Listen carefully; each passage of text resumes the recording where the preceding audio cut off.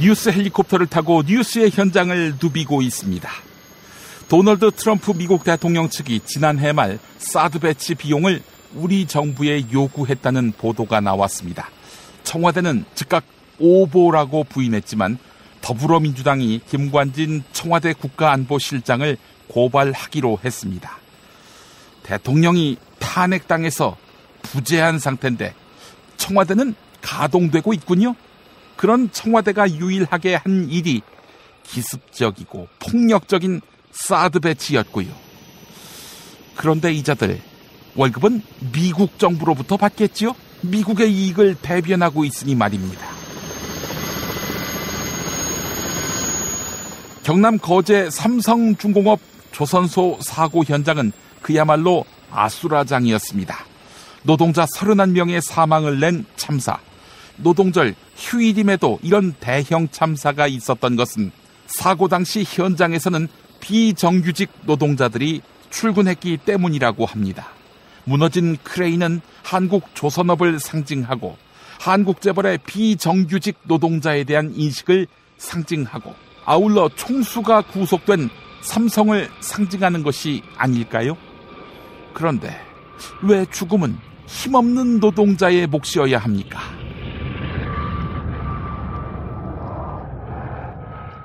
안철수 후보의 아내인 김미경 서울대 교수의 교수 업적 평가가 임용 이후 6년 동안 최하위권인 것으로 확인됐습니다. 김미경 교수는 연구 실적이 미흡한데 남편 따라서 특혜 채용된 것 아니냐, 이런 의혹을 받아왔습니다.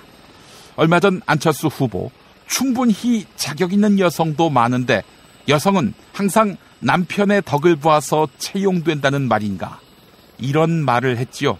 김미경 교수에 대한 의혹 제기는 성차별적 발언이라는 말입니다. 죄송하지만 1+1 아니면 도무지 해석되지 않는 김미경 교수의 서울대 채용인데요. 그러면 남편 덕이 아니라 부인 덕 때문에 안철수 후보가 서울대 교수가 된 모양이지요.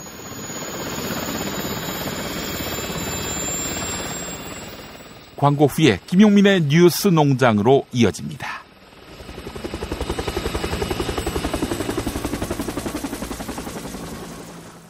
야, 근데 홍어가 진짜 그렇게 몸에 좋아? 아니 끝내준다니까. 근데 비싸지? 열나 싸고 열나 맛있는 홍어가 있다니까. 어디? 알싸한 홍어. 네이버 검색창에 알싸한 홍어를 검색하시고 1599-6456 전화 주문도 가능합니다. 노력한 만큼 내어주는 자연. 그 자연의 마음을 알기에 정성농장 홍삼. 검색창에서 정성농장 홍삼을 검색해주세요. 010-9754-6972. 다이어트 해야 하는데 좀 간단한 방법 없을까? 다이어트 전용 그린 스무디로 하루 한두 끼만 맛있게 바꿔 드시면 끝. 1522-6648 또는 비타샵을 검색해주세요. 허리가 아파요. 아랫배가 나와요. 골반이 바로 서야 건강도 아름다움도 바로 섭니다. 바디로직을 입으세요. 토크밴드의 입체적인 탄력이 틀어진 골반을 바로잡습니다. 간편하고 확실한 골반 교정 타이즈 바디로직.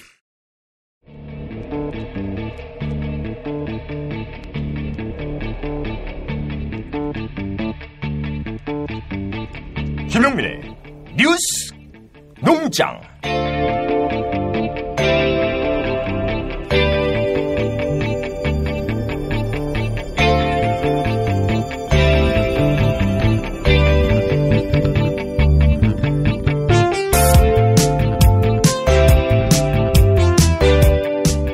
바른정당 의원 13명이 집단 탈당하고 자유한국당 홍준표 대선 후보 지지를 선언했습니다. 더불어민주당 문재인 후보의 집권을 막기 위한 보수 대연합이 명분입니다.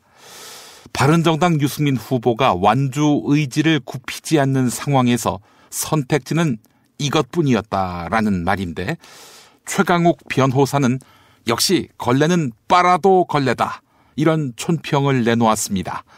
걸레들 이야기 들어보겠습니다. 홍문표 의원입니다. 오늘 바른정당 소속 국회의원 13명은 보수 단일화를 통한 정권 창출을 위해 바른정당을 떠나 자유한국당 홍준표 후보를 지지하기 위해 이 자리에 함께하고 있습니다. 국민 여러분, 7일 앞으로 다가온 선거에서 홍준표 후보의 승리를 위해 보수가 대통합해야 합니다. 친북 좌파 패권 세력의 집권은 반드시 막아야 합니다. 지나간 과거와 서로에 대한 아픈 기억은 다 잊고 대동단결하기를 이 자리를 빌려 촉구하는 바입니다. 오늘 바른정당을 탈당하는 저희 13분 홍준표 후보와 보수의 집권을 위해 최선의 노력을 다하겠습니다. 바른정당 선거대책위원회 부위원장인 이혜훈 의원이 탈당 의원들을 비판했습니다. 당내 비유승민계 의원 13명이 탈당해 홍준표 자유한국당 대통령 후보를 지지하기로 한 것에 대해 지지율에 따라 모든 것을 결정한다면 그분들은 홍준표 후보를 지지할 게 아니라 문재인 더불어민주당 후보를 지지하는 게 맞지 않느냐, 이렇게 말했습니다. TBS 라디오 김어준의 뉴스공장과의 인터뷰 들어보시죠.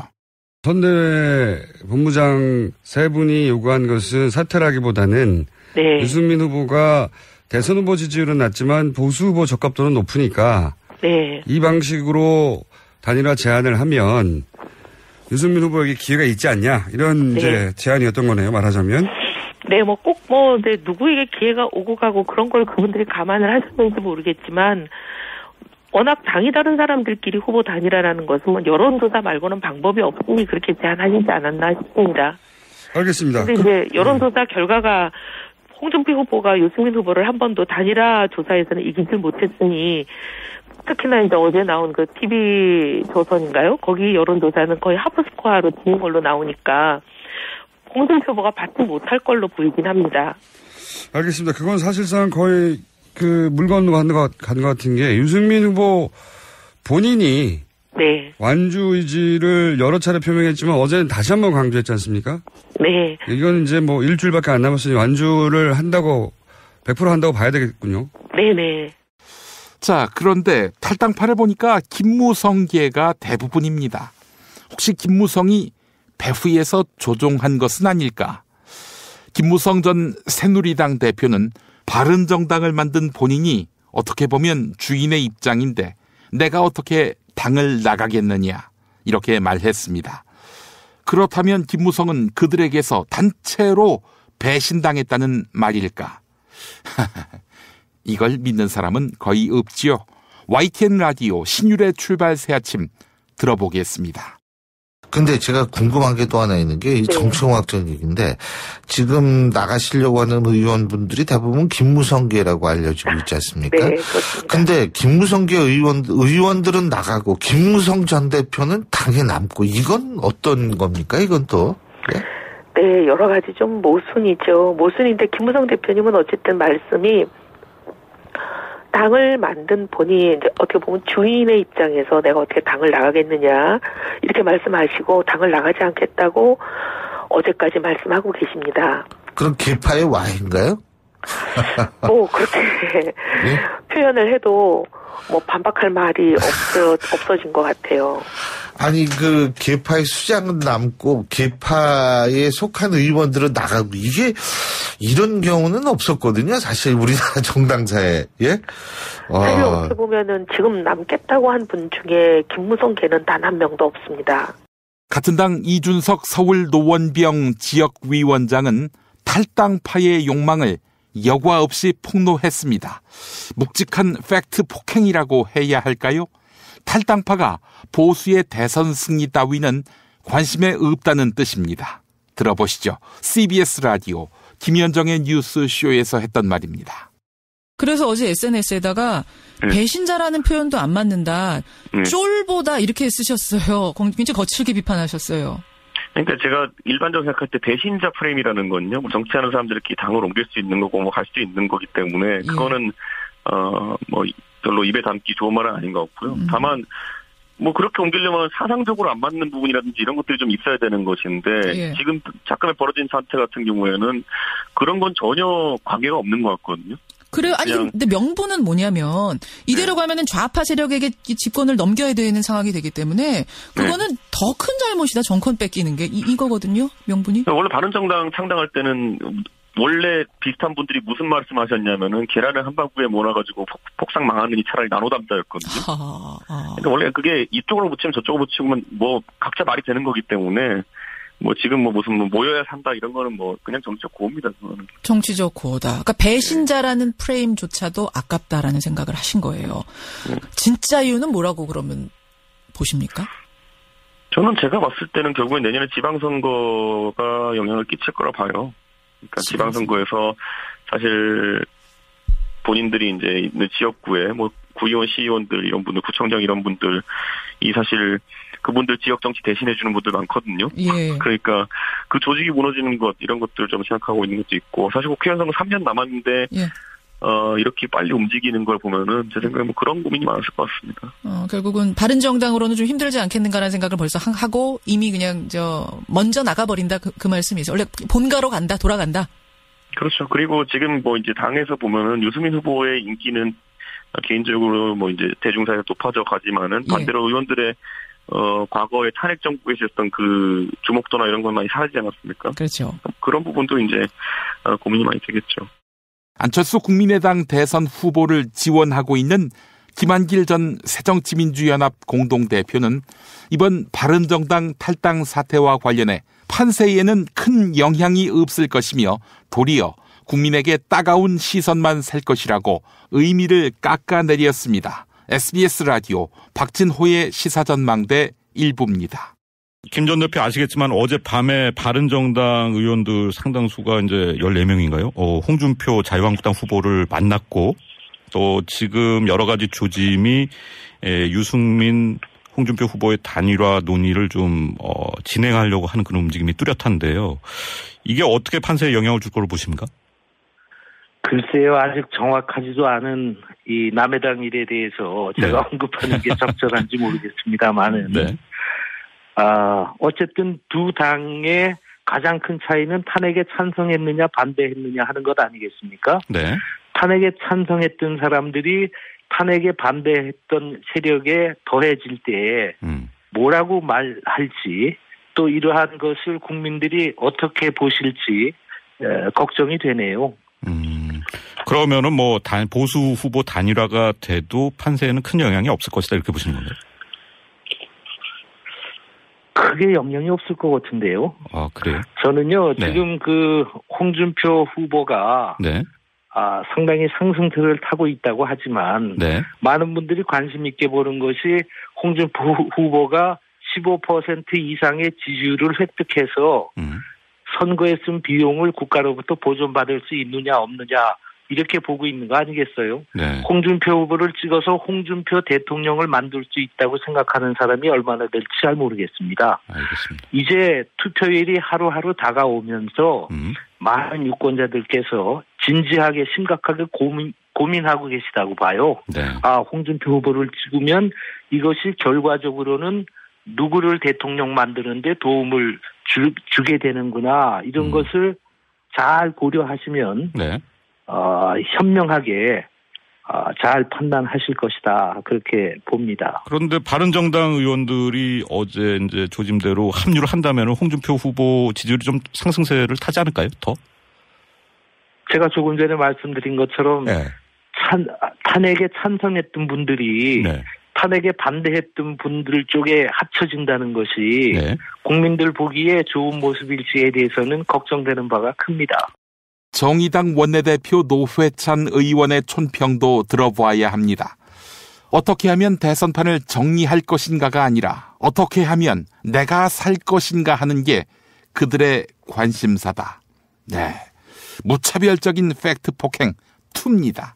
이렇게 속내가 빤히 들여다보이는 바른정당 의원들의 집단 탈당. 이들의 집단 탈당과 입당이 홍준표 자유한국당 후보에게 득이 될지 의구심만 커갑니다. CBS 라디오 김현정의 뉴스쇼 1부입니다. 사실 그 바른정당이야말로 그 탄핵에도 찬성을 했고 일종의 그 과거 우리가 보수 진영의 그런 이제 그 시대착오적인 걸 탈피하는 개혁 보수로 자처하고 나섰는데 개혁 보수의 현주소를 보여주고 있는 게 아닌가. 지금 한국 보수의 미래가 없다는 걸 갖다가 지금 바른정당 사태가 보여주고 있다 생각되는데 산산이 쪼개질 것 같아요. 저는 일찍이 좀 예견을 했는데 한쪽으로 그냥 가는 게 아니고 어제 밤에 모인 분들은 이제 자유한국당으로 귀환하려는 돌아가려는 분들이에요. 근데 사실은 수도권 중심으로 해가지고 또 국민의당으로 갔으면 하는 분들도 있어요. 그래서 유승민 후보는 끝까지 자기 이제 그 고집을 버리지 않을 것이라고 보여지고 그러면 이제 산산이 쪼개지겠죠. 여기서 산산이라고 하는 거는 자유한국당으로 가는 분들 연합화하고 그리고 국민의당 쪽으로 또 개별적으로나 하고 집단적으로 합류할 분들 그리고 이제 남는 잔류파 이렇게 세 갈래로 나눠질 거라고 보시는 겁니까? 그렇죠. 지금 이게 그분들의 초미의 관심사는 어떻게 하면 이제 대선판을 정리할 것인가가 아니라 어떻게 하면 내가 살 것인가 하는 거예요. 각자 의원들이. 그렇죠. 유승민 후보의 거취가 중요한 게 아니라 자기의 내년 이후의 살 길을 갖다가 지금부터 어떻게 마련해 나갈 것인가를 가지고 모였고 또 그걸 가지고 나뉘어지고 있는 거죠. 야, 그럴 가능성도 있습니다. 제가 보기에도. 물론 시간이 너무 안 남아서. 그래서 전체판에는 그렇게 영향을 크게 주진 못할 것이다고 보고요. 하지만 바른정당은 쪼그라들 것이다. 그렇죠. 사실 몇몇 이제 판을 정리하고 하려는 사람들 입장에서는 누구를 먼저 사퇴시켜서 그 다음에 이게 수순이 있는 있었겠죠. 것처럼 보여지지만은 그 뜻대로 되긴 힘들 것이라고 보이죠. 유승민 후보는 지금 만약에 사퇴한다면 본인의 정치적 생명도 사실은 훗날도 없는 거죠. 그렇죠. 장렬하게 전사하는 것만이 이제 후일을 위해서 필요한 거죠. 정권 교체를 함께 염원하는 직원들로 똘똘 뭉친 판촉물회사 네피알로 삼행시 갑니다. 내가 아는 사업이나 행사를 PR하기 위한 알짜배기 판촉물 회사. 선물, 기념품, 답례품을 구하신다면 우리 편 회사 네피알을 찾아주세요. 3만 가지가 넘는 물품을 대기해 놓고 있습니다. 네피알로 인터넷 검색창에 입력하시거나 032-519-4800으로 연락주세요. 카카오톡 아이디는 네피알입니다. 팟캐스트 듣고 연락주시면 더 깎아드립니다. 현대인의 몸에 있는 독, 어떻게 치유할까요? 장봉근 아로니아는 자연에서 답을 찾았습니다. 아로니아라는 열매에 몸의 노화나 질병을 예방해주는 강력한 효과가 있습니다. 남녀노소 누구에게나 건강을 드리는 장봉근 아로니아. 폴란드산 야생 100% 아로니아를 국내 최초로 도입해 만들고 있습니다.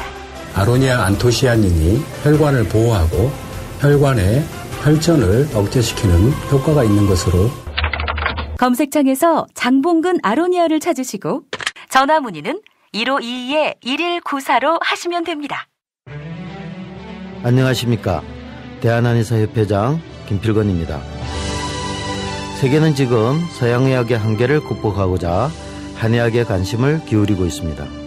중국은 중의학을 적극적으로 육성하여 2015년 노벨 생리의학상을 수상하였고 한약 제재 수출로 연간 4조 원 이상의 국부를 창출하고 있습니다. 이제 대한민국 차례입니다. 우리 국민의 성원과 정부의 의지만 있다면 한의학을 통해 대한민국은 세계 의료 시장을 선도하게 될 것입니다. 국민과 함께하는 한의학, 대한민국의 미래를 만듭니다.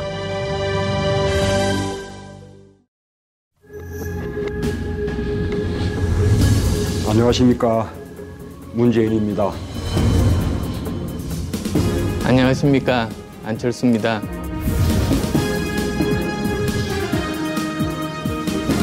세계의 양자토론, 문안토론. 네, 오늘도 문과 안 나오셨습니다. 끝날 때까지 끝난 게 아니지요.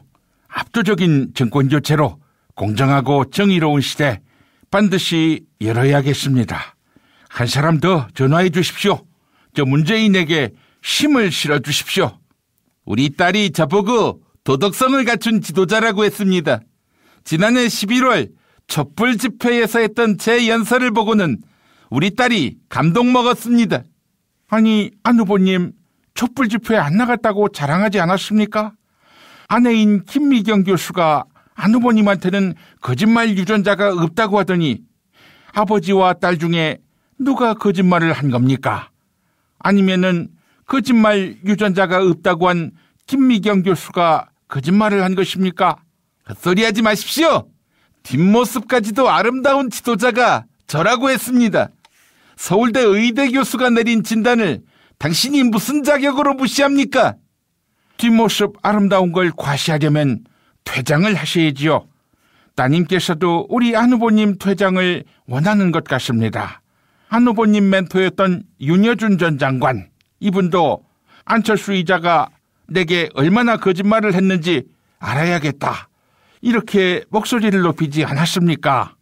윤여준은 지난 대선에 당신을 지지했습니다. 당신이 심어놓은 스파이가 분명합니다. 그리고 당신은 남동생한테도 욕먹고 있지 않습니까? 호호호호호호. 제 동생 말이지요. 제 동생이 STX에서 선장으로 일하고 있었는데요. 제가 참여정부 청와대 들어가니까 STX에서 동생을 육지에서 일하는 고위직으로 승진시켰어요. 정경유착 아닙니까? 사퇴하십시오. 끝까지 들어보셔야지요. 그래서 동생한테 전화해서 고위직 그만두고 다시 배타라, 이렇게 시킨 것입니다. 그래서 동생이 술만 마시면 제 욕을 하고 있습니다. 허허허허허. 술 취했을 때 하는 말이 진심 아닙니까? 취중 진담이라는 노래도 있지 않습니까? 그리고 촛불 집회에 안 나갔다고 한 제 말은 진심이 아니었습니다. 맨 정신의 한마디라서요. 취중이 아닌 것입니다. 한 후보님 조심하세요. 요즘 촛불이라는 말도 함부로 하면 안 된답니다. 선관위가 촛불이라는 단어가 들어간 현수막을 단속하고 있어요. 자유당에 반대하는 내용이라서 그렇답니다. 선관위 용서할 수 없습니다. 자유당 선거운동하는 거 아닙니까? 그렇게 관권 선거에서 홍준표 이자가 저를 앞지르고 말았습니다. 아니, 홍준표는 한 후보님 응원하던데요. 한 후보님이 완주하셔야 호남표가 갈린다면서요. 원래는 호남에서 저를 찍고 싶은데 될 사람 찍는다고 당신을 지지하고 있는 겁니다. 양심에게 묻는 투표라면 당신 빵표 아닙니까? 얼어 죽을 사표 심리, 없애야 할 적폐 아닙니까? 한 후보님 감사합니다. 역시 될 사람은 저밖에 없는 거지요. 건방 떨지 마십시오. 여론조사에 잡히지 않는 숨은 안표가 있습니다. 샤이 안철수가 있다, 이 말입니다. 한 후보님 지지하는 게 부끄럽긴 부끄럽지요. 그리고 샤이 홍준표가 훨씬 무섭습니다. 여론조사에서 잘 잡히지가 않아요. 여론조사 불공정합니다. 민심과 여론조사의 싸움, 민심이 이길 것입니다. 리얼미터 용서하지 않겠습니다. 여론조사 기관이 아니라 적폐 세력과 싸워야지요. 바른정당과 접촉도 한다면서요. 그 박지원이가 바른정당 의원들을 물밑에서 만났다고 하더라고. 아이고, 이님 나오셨습니다. 어떻게 바른정당하고 합당이라도 하시게요? 그 당대당 통합은 생각하고 있지 않다고 봐요. 아, 그렇다면은 후보 단일화를 하시겠다? 아직 그 단일화를 얘기할 때는 아니라고 보는 거지. 아, 그 뭐예요? 그럼 바른정당 의원들 만나서 무슨 얘기를 한 거지요? 그 씨발, 야, 만났던 박지원이한테 가서 물어봐. 걔가 만난 거 아니야. 박지원 대표가 저한테는 안철수다운 모습을 보여야 한다, 이렇게 충고했습니다. 봄은 철새의 계절이죠. 철새들의 수장, 안 후보님 행보가 기대됩니다. 지난해 철새들을 이끌고 탈당하셔서 우리 당을 샥 정수해 주셨지요. 그런 의미에서 이번에는 홍준표와 단일화하시는 겁니까? 국민 여러분, 1번과 2번을 찍으면 바로 과거로 돌아갑니다. 다시 말해 홍준표는 공동정부의 대상이 아닙니다. 어이 안 후보, 홍준표는 특별히 배제하지는 말라고. 그 공동정부의 대상은 아니지만 단일화는 할 수 있잖아. 안 그래? 뭔 소리입니까? 박지원 대표 얘기로는 여권 인사들이 국민의당으로 온다고 합니다. 내가 다 먹어야 하지 않겠습니까? 카이 씨발. 야, 초과권을 나한테 다 준다고 하더니 야, 네가 다 처먹어. 나 관둘 테니까 이 새끼야. 아니, 관두시면 뭐 하시게요? 뭐 하긴 뭐해. 집에 가야지. 하여간 그 1등을 만들어준다고 하는데도 저러는 판이니 할 수 없지. 집에 가야 한다고 봐요. 그리고 집에 가서 문재인한테 연락하시게요? 임영감님, 참고로 저는 5월 9일 밤부터 전화기 바꿀 것입니다. 다들 닥치지 못해! 문도 안도 가실 테면 가셔라. 가시되 문 꼭 닫고 가라. 이러고 있는데요. 자, 이님, 그러면 어떻게 홍준표 그 다음에 지지하는 겁니까? 야, 동보! 내가 정치적 유불리에 따라서 명분 없이 탈당해서 다른 당에 기웃거리는 그런 날파리인 줄 알아? 네. 이 동보 새끼 눈가를 뒤집어서 꽂았나? 아니, 탈당해서 국민의당에 가셨잖아요. 내가 그랬었나? 내 얘기였어? 네. 동보 새끼 얘기한데? 자, 오늘의 그 문제를 드리도록 할게요. 제가 특별히 배제하지 않는 홍준표가 TV 토론에서 또 헛소리를 했네요. 이명박 정부가 실시한 이 사업 때문에 가뭄과 홍수가 없어졌다고 하는데 그 녹조 라떼를 보고도 이런 소리가 나오나 모르겠다고 봐요. 낙동강 등 영남권 수지를 박살내놓은 이 사업 이름은 무엇일까? 이게 오늘의 문제라고 봐요. 이거 문제가 너무 쉽구만. 내가 1등 만들어주는 것만큼. 예, 정답. 네, 문님 정답은요? 이명박 사업하면 이거지요. 정답은 BBK. 뭔 소리입니까? 이명박은 이걸 좋아합니다. 정답은 보신탕집 여사장과 바람쐬기. 네, 오늘도 정답은 애청자 여러분의 몫입니다. 정답 맞히시는 분께 세상에서 가장 맛있는 김치 이담채 김치 선물합니다. 팟빵 게시판에 정답 이메일 주소 사연 남겨주시기 바랍니다. 무난토론 마칩니다.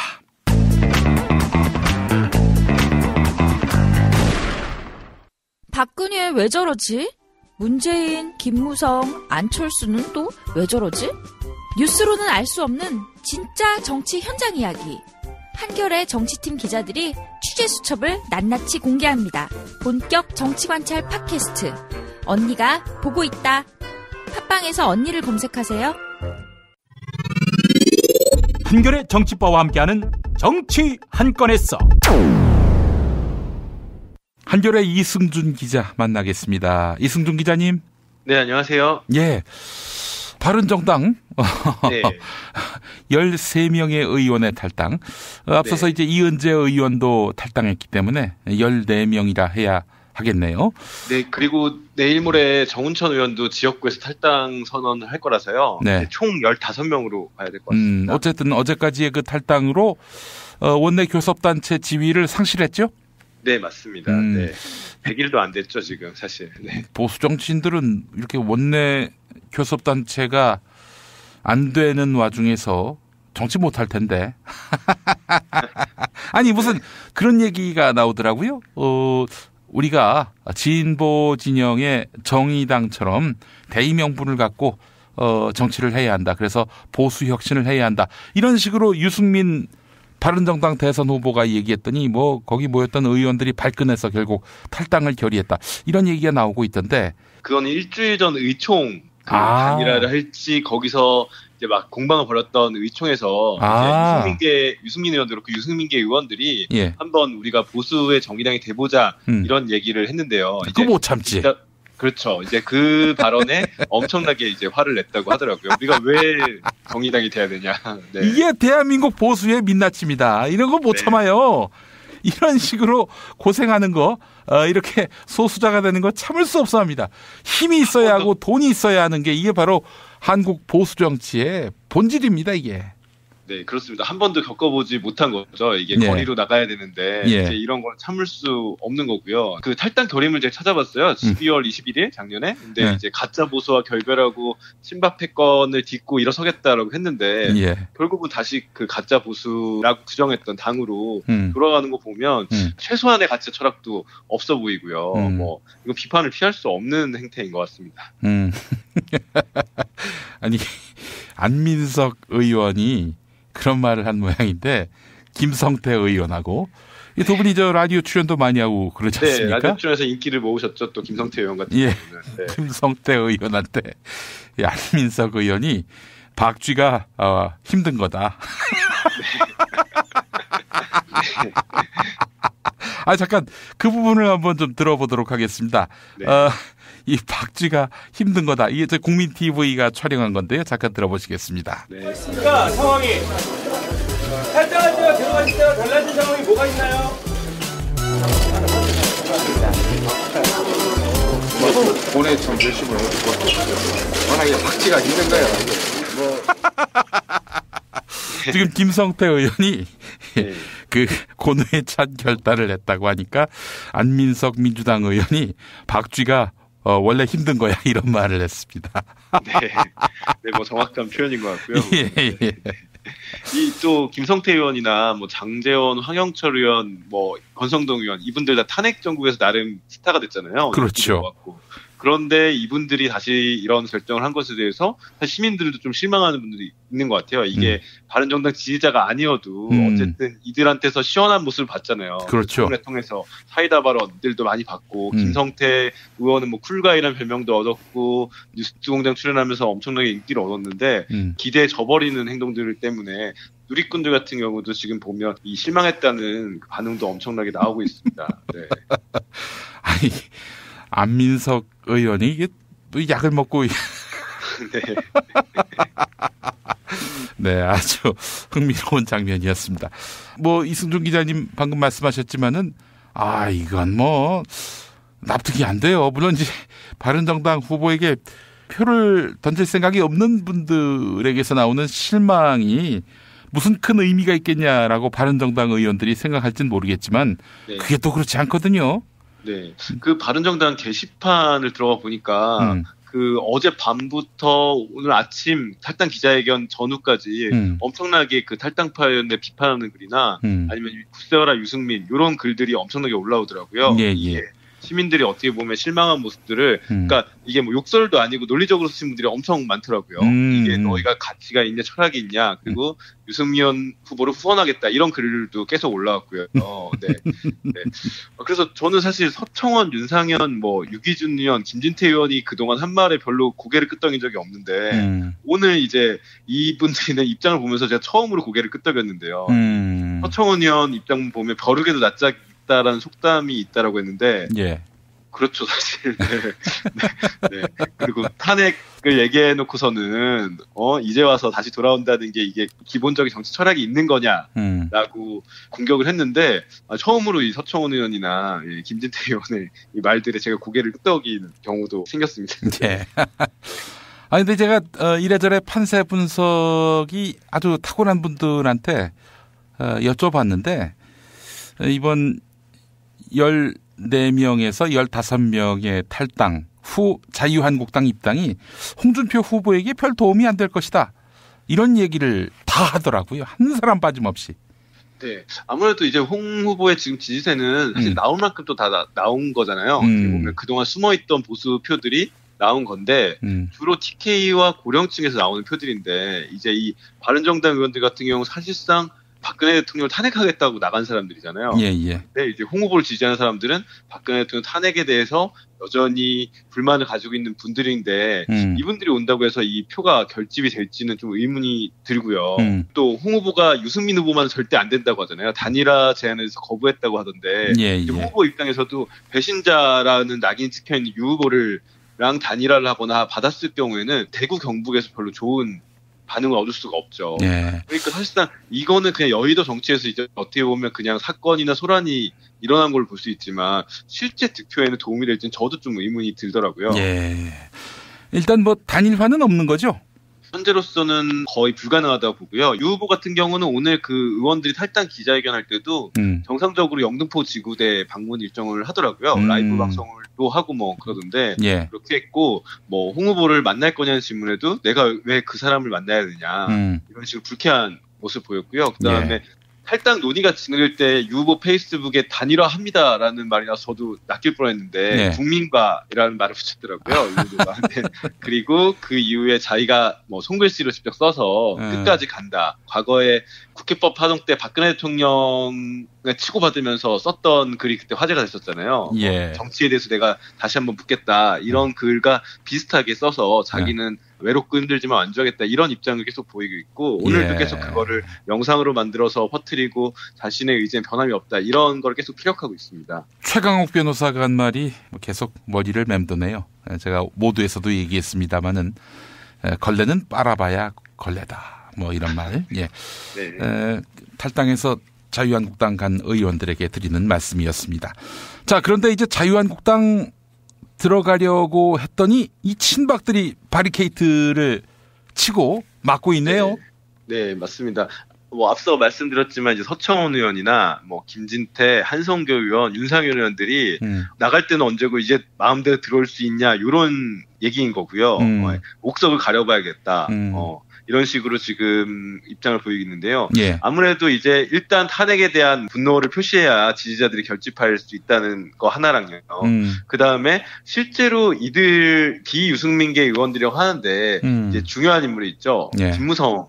지금 잘 드러나고 있지 않지만 김무성 전 대표 같은 경우가 탈당한 의원들 중에 보면 김학용 의원이라고 김무성 대표 측근이잖아요. 핵심 측근. 예. 사실상 김무성 의원도 여기에 동참했다고 봐야 되는데 이제 이들이 들어왔을 경우에 대선 이후에 어떤 권력관계나 변화가 올 수 있잖아요. 그래서 아마 견제구를 던지는 걸로 좀 볼 수 있을 것 같아요. 예. 당장 대선 이후에 보수를 어떻게 재편할 것이며 내년 지방선거는 어떻게 할 것이냐 문제가 올 텐데 그 전에 이들을 견제를 좀 하는 그런 모습도 좀 보입니다. 예, 그래요. 어떻게 뭐 이들이 막아선다고 들어갈 사람이 못 들어가고 그러진 않겠죠? 그러진 않을 것 같고요. 지금 홍 후보 입장에서는 어쨌든 도움이 되든 안 되든 간에 최대한 끌어모아야 되잖아요. 네. 그래서 뭐 아마 약간의 뭐 논란이 있을지 몰라도 스리슬쩍 다 복당을 할 것 같아요. 네, 그래요. 그래도 지금 돌아보면은 원래는 이제 탄핵 같은 건 상상도 못했을 사람들이 탄핵에 참여를 했던 거 아닙니까? 그런 사람들이 이제 나중에 바른정당을 또 만들었던 것이고요. 뭐 지금 복당한다고는 하지만은 이걸 보면 참 촛불 시민들의 위력이 정말 대단했다. 본질이 저쪽인 사람들을 끌어내서 탄핵 찬성에 동참하게 만들었으니 저는 뭐 이 상황을 보면서 한국 보수는 뭐 역시 그 한계가 뚜렷하다라는 교훈도 얻었지만 촛불 시민들이 참 위대한 일을 했다라는 생각을 하지 않을 수 없게 됐습니다. 네, 맞습니다. 그 정확한 지적인 것 같습니다. 예. 자, 지금 더불어민주당과 정의당 사이에 전선이 형성됐네요. 바른정당 변수가 아니어도 사실 불거질 문제였긴 했는데요. 이제 바른정당이 이렇게 탈당하고 홍 후보로 보수표가 결집되는 거 아니냐는 우려가 들다 보니 이제 문 후보 입장에서는 당연히 탈표를 막아야 되는 거죠. 그리고 토론회 거치면서 심 후보에게 투표하겠다 여론조사에서 조금 지지율이 높게 나오기도 했는데요. 이제 이런 부분들이 있다 보니까 오늘 우상호 공동선대위원장이 기자회견도 하면서 호소를 했어요. 지지층 결집해달라.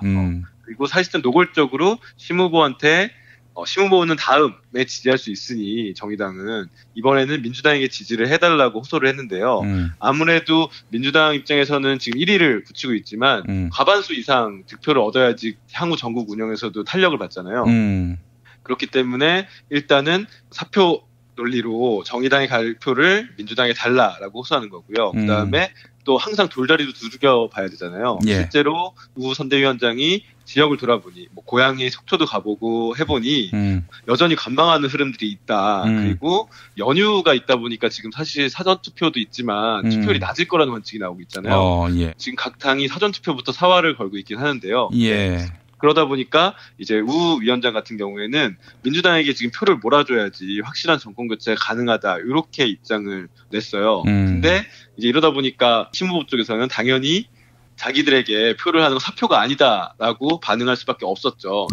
정의당 박원석 공보단장 같은 경우가 입장을 내서 우 위원장이 좀 유감을 표현했어요. 이렇게 말하는 거는 좀 문제가 있다. 그래서 이제 정의당에 투표해야지 어쨌든 개혁이 가능하다. 이런 논리로 그동안 해왔던 얘기죠. 그렇게 해서 하는데 정의당 입장에서는 약간 좀 걱정이 될 수밖에 없는 게 정의당이 생각하는 가장 이상적인 선거구도는 문 후보와 안 후보가 1, 2위를 유지하고 큰 격차를 이루고 있을 때 이제 안심한 야권의 지지자들이 이번에 그럼 심 후보에게 좀 표를 줄 수 있지 않냐 이런 것들이 선거 막바지까지 가기를 바랬던 건데 지금 홍 후보가 치고 올라오다 보니까 이 구도가 미뤄지다 보면 아무래도 정의당에 하는 투표가 사표가 되고 민주당으로 가야 되지 않나 이런 우려가 들 수밖에 없을 것 같아요. 지금 정의당은 사실 두 자릿수도 한번 받아보자 이런 목표를 세우고 열심히 뛰고 있거든요. 그러다 보니까 민주당이 오늘 그런 우 위원장 기자회견에서 반박을 했습니다. 근데 이제 이 부분은 유권자들이 앞으로 좀 판단하셔야 될 문제일 것 같고요. 그래요.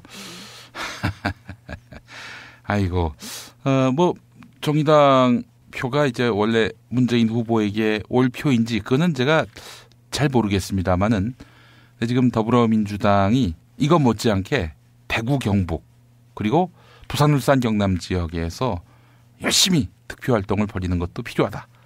자유한국당 바른정당의 그 표를 가져오는 것이 지금 더 절실한 일이 아니겠는가 그런 생각도 해보고요. 그런 맥락에서 앉아있지 말고 현장으로 가는 그런 선거운동이 지금 필요한 때가 아닌가라는 생각이 듭니다. 막판에 사실 좀 불안하죠. 1등이 제일 불안한 겁니다. 맞습니다. 그리고 대선이라는 선거는 항상 변수가 있기 때문에 최대한 어쨌든 표를 긁어 모아야지 이거는 여론조사에서 앞선다고 안심할 수는 없는 것 같습니다. 어느 후보든 간에 마지막까지 표를 긁어 모아도 이게 몇 표가 나올지는 정말 알 수 없는 거잖아요. 그렇기 때문에 민주당 입장에서는 지금 뭐 가만히 있을 수도 없고 근데 요새 하는 거 보면 총력을 다하고 하고 있는 것 같아요. 그래서 어쨌든 그런 결과들이 이제 5월 9일 날 반영이 되겠죠. EBS 한국 리서치 조사를 보니까 두 자릿수예요. 심상정 후보가. 네, 그렇게 나왔는데 약간 좀 튀는 조사긴 한데 이제 정의당 같은 경우 그래서 고무가 많이 된 상태긴 해요. 이번에 다시 한번 이제 진보정당이 부활할 수 있다. 그리고 이번에 득표를 10% 넘게 받으면 당연히 선거 비용도 절반 정도 돌려받을 수 있잖아요. 그러네요. 이게 중요하죠. 정의당 같이 작은 정당에서는 선거 보조금을 돌려받는 것 자체가 어떻게 보면 빚을 많이 털어낼 수 있고 그 다음에 내년 지방선거에서 좀 더 준비할 수 있는 동력을 만들어줄 수 있거든요. 그렇다 보니까 실제 정의당의 지금 당직자나 캠프 관계자들도 적은 인원인데 총력을 다해 뛰고 있는 것 같더라고요. 5월 3일 기점으로 이제 TV 토론은 더 이상 없고 또 여론조사 5월 3일 이후에 조사한 것들은 이제 공표가 안 되고요. 선거 전까지 말이죠. 이제 깜깜이 세상이 됐는데 이럴 때 유언비어, 낭설 이런 것들이 엄청나게 번질 것 같아요. 네, 지난 대선보다 가짜뉴스가 5배라고 선관위가 발표하기도 했잖아요. 그리고 실제로 우리나라의 가짜뉴스의 특징은 보면 미국과 달리 SNS라기보다는 카톡력을 발휘하죠. 이거는 사실 검증도 안 되고 그냥 권위자의 힘을 빌어서 하잖아요. 뭐 무슨 목사님이 말했다 뭐 이런 식으로. 실제로 그런 가짜뉴스는 엄청 많고요. 그래서 이 가짜뉴스들이 분명히 선거에 나쁜 영향을 끼칠 수 있는데 최근에 그래도 경각심을 많이 가지고 이런 상황이라서 설마 크게 영향을 끼치지 않을 거라고 이렇게 조심스럽게 봅니다. 대표적인 그 낭설이 저거 아닙니까? 홍준표 후보가 대한예수교 장로회 통합 측 광성교회라고 저 강동구 쪽에 큰 교회가 있어요. 그 교회 안수 집사고 부인은 뭐 권사다. 이거 개뻥입니다. 근데 제가 봤을 때 말이죠. 그게 만약 사실이라면 이 카톡에 놔둘 것도 없이 홍준표 씨가 그렇게 광팔고 다녔을 거예요. 그렇죠. 지금 뭐 수시로 지금 페이스북에 자신의 얘기를 그냥 뭐 의식의 흐름에 따라 거의 올리시는 것 같은데요. 보니까 그렇기 때문에 아마 뭐 벌써 말씀하셨을 텐데 얘기 안 한 거 보면 가짜가 맞습니다. 또 목포 쪽에서 이런 소문이 돈답니다. 뭐 노무현 대통령 죽음에 문재인 후보가 책임이 있다. 문재인 후보가 자기가 대통령이 되려고 뭐 그런 것이다. 참이 진짜 이 어떻게 인간의 뇌를 달고 나와서 그런 발상을 할 수 있을까요? 참 선거가 무섭다는 생각도 듭니다. 네, 그러네요, 진짜. 그런 낭설에 휘둘리지 않는 우리 촛불 시민들 75%의 우리 촛불 시민들이 이번에 또 기적을 이룰 거라고 믿습니다. 그렇게 해서 촛불혁명이 완수될 거라고 믿어 의심치 않습니다. 예. 네. 자, 이승준 기자님 오늘 말씀 잘 들었습니다. 네, 감사합니다.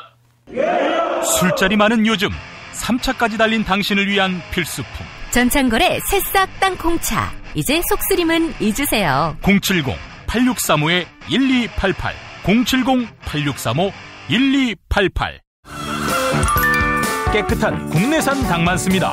그래서 최고의 맛 킹 닭갈비. 국내 최초 짜장맛, 파스타맛 킹 닭갈비로 출시됐습니다. 전화 주문은 032-556-3770 032-556-3770. 안녕하세요. 내가 중고차를 사고 파는 조광래 중고차 1800-9538 고맙습니다. 뉴스가 쉽다. 뉴스가 즐겁다. 뉴스가 알차다. 왜냐고요? 김용민 브리핑이니까요.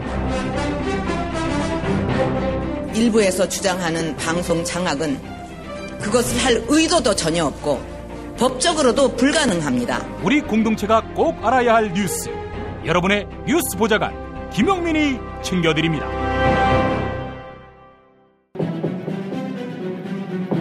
대한민국 대청소.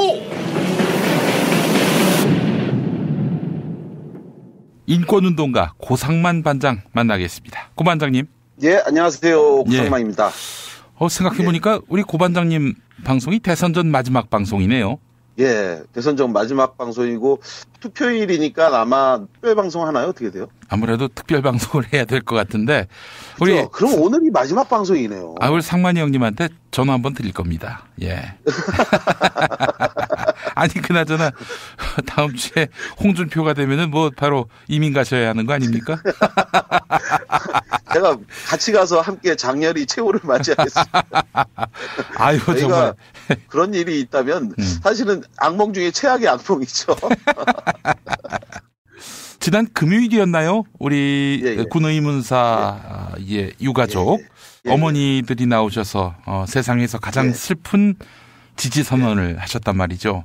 사실은 저하고 같이 그날 기자회견을 했고요. 아, 그러셨구나. 저희가 이번 대통령 선거에서 우리가 마지막으로 해야 될 목소리를 내지 않으면 누구도 이 문제에 대해서 관심을 갖기 어렵다. 그래서 각 후보의 군의문사 진상규명위원회 이게 이제 사실은 유족분들한테 굉장히 중요한 문제인데 오늘 방송에서도 그 문제를 언급하겠지만 이거에 대해서 각 후보가 어떤 공약을 내걸고 있는가 저희가 알아봤어요. 너무 뜻밖의 안건인데 군의문사 등 과거 반인권 사안에 대한 집권 시 대처에 대해서 38개 지방신문사에서 각 후보들에게 단답형으로 질문을 던졌어요. 쉽게 얘기하면 군의문사위원회 집권하면 운영할 거냐? 할 거면 O 생각해보고 그러면 세모 그리고 아니면 X 뭐 이렇게 해서 내라고 했는데 아니 확인해보니까 뜻밖에도 홍준표조차도 동그라미를 그려서 보냈는데 안철수 후보만 무응답으로 보냈어요. 답변을 안 해버린 거예요. 그래서 많은 유족분들이 격분했죠. 어떻게 이럴 수가 있냐. 알아보진 않으셨어요? 왜 안철수 후보 쪽에서 입장이 없는지. 그거 하나만 무응답이 아니라 안철수 후보는 다른 후보들과 달리 세월호 특위 구성과 관련한 것도 무응답했어요. 하여간 제가 더 얘기하면 좀 곤란한데 이게 자료로 다 나와 있는 거거든요. 신문에 저도 그걸 보고 너무 깜짝 놀랐는데 왜 그랬는지에 대해서 저도 그거에 대해서 실수냐고 제가 페이북에다가 올려서 묻기도 하고 했는데 그거는 신문에다가 그대로 보낼 거니까 답변을 써라 그랬는데 그렇게 해서 보낸 거거든요. 그래서 유족분들이 이제 많은 논의를 거쳐서 이 기자회견을 통해서 요 문제를 좀 다루자 했는데 말씀드린 것처럼 어쩌면 오늘이 마지막 방송이 되는 것 같아요. 5월 9일 날 이제 대선 방송이 있지만 그때 될지 안 될지 모르고 또 만약에 된다 해도 정상적으로 하는 방송은 오늘이 마지막이 되지 않을까 싶은데. 홍준표가 되면은 저 인천공항에서 연결 한번 하시죠. 왜 그러세요? 자유당원께서는 모르겠지만 저는 어떻게 될지. 그래서 이제 사실은 오늘 주제 뭘로 할지 고민을 많이 했는데 사실은 해야 될 주제가 너무 많거든요. 아, 그렇죠. 탈북 주민에 대한 차별 문제, 독립운동과 보훈 문제, 또 학교 폭력 왕따 대하는 교육부 일선 학교 문제점, 경찰, 검찰, 법원, 국정원, 군 기문사령부, 친일청산 문제 등 정말 많은 문제들 언급해야 되는데 오늘 제가 마지막으로 선택한 주제 군의문사 문제 해결 촉구하는 피해 유족 목소리 전하려고 하는데요. 이거 하면서 사실은 제가 고민했어요. 그거 또 하냐고 하는 분 계실지 몰라서. 그런데도 이렇게 고마운 김 PD님의 양해 덕분에 군의문사 문제 그래도 해야 되겠다. 말씀하신 것처럼 해결되지 않았고 총 3발 맞고 사망한 허은근 일병도 자살일 뿐 의문사 아니라고 하는 국방부. 이런 상황 하에서 힘있고 권력 센 장성 출신의 별들이 지금도 현 국방정책을 장악하고 있는데 이런 상황에서 소외받고 있는 국민의 목소리 전해야 하잖아요. 예. 그래서 이 이야기 오늘 하고 또 할 수밖에 없는데요. 그런 차원에서 방금 전 우리 김 PD님 말씀하신 것처럼 국회 정론관에서 매우 특별한 기자회견이 있었는데요. 사실은 이게 굉장히 언론 쪽에서도 관심을 많이 가졌던 게 뭐였냐면 군 의문사 피해 유족 중에서는 처음으로 특정 대선 후보를 지지하는 선언이었거든요. 이분들이 왜 이런 생소한 기자회견을 했는지 또 후보 중에서도 왜 하필 꼭 문재인 후보를 지지했는지 이런 간곡한 호소 무엇 때문에 했는지 전하는 것이 좋겠다 해서 기사로만 접하셨을 텐데 오늘 그 기자회견문을 제가 유족을 대신해서 좀 대신 전해드리려고 방송을 준비했습니다. 예. 그 기자회견 이렇게 이제 시작을 하는데요. 마음으로 함께 공감하면서 좀 들어주셨으면 좋겠는데요. 오늘 저희는 두렵고 떨리는 심정으로 이 자리에 섰습니다. 군에서 아들을 잃고 또 누군가는 딸이나 남편을 잃고 비통한 심정으로 살아가고 있는 우리 군 의문사 피해 유족의 처지에서 누군가를 지지하기 위해 이 자리에 선다는 것이 내심 사람들에게 어떻게 비춰질지 두려운 마음이 없었다면 거짓말일 것입니다. 하지만 그럼에도 불구하고 저희가 이 자리에 서야겠다고 마음먹은 데에는 남다른 절박함이 있었기 때문입니다. 정치니 뭐니 사실 저희는 잘 모릅니다. 아들, 딸 낳아 그 자식을 잘 먹이고 입히고 가르치는 것이 엄마가 하는 일의 전부라고 믿었습니다.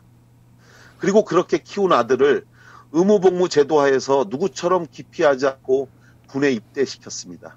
그것이 당연한 국민의 의무인 줄 알았고 그렇게 하면 제대하여 다시 엄마의 품으로 아무렇지도 않게 돌아오는 줄로만 알았습니다. 그런데 아니었습니다. 여러분 알고 계십니까? 우리나라에서는 군복무를 위해 한 해 평균 27만여 명의 청년들이 입대하고 있습니다. 그리고 그중 매년 평균 130여 명의 군인이 죽어가고 있으며 그중 3분의 2는 군 당국의 독자적인 수사를 거쳐 자살로 처리된 후 아무런 예우 없이 그냥 버려지고 있습니다.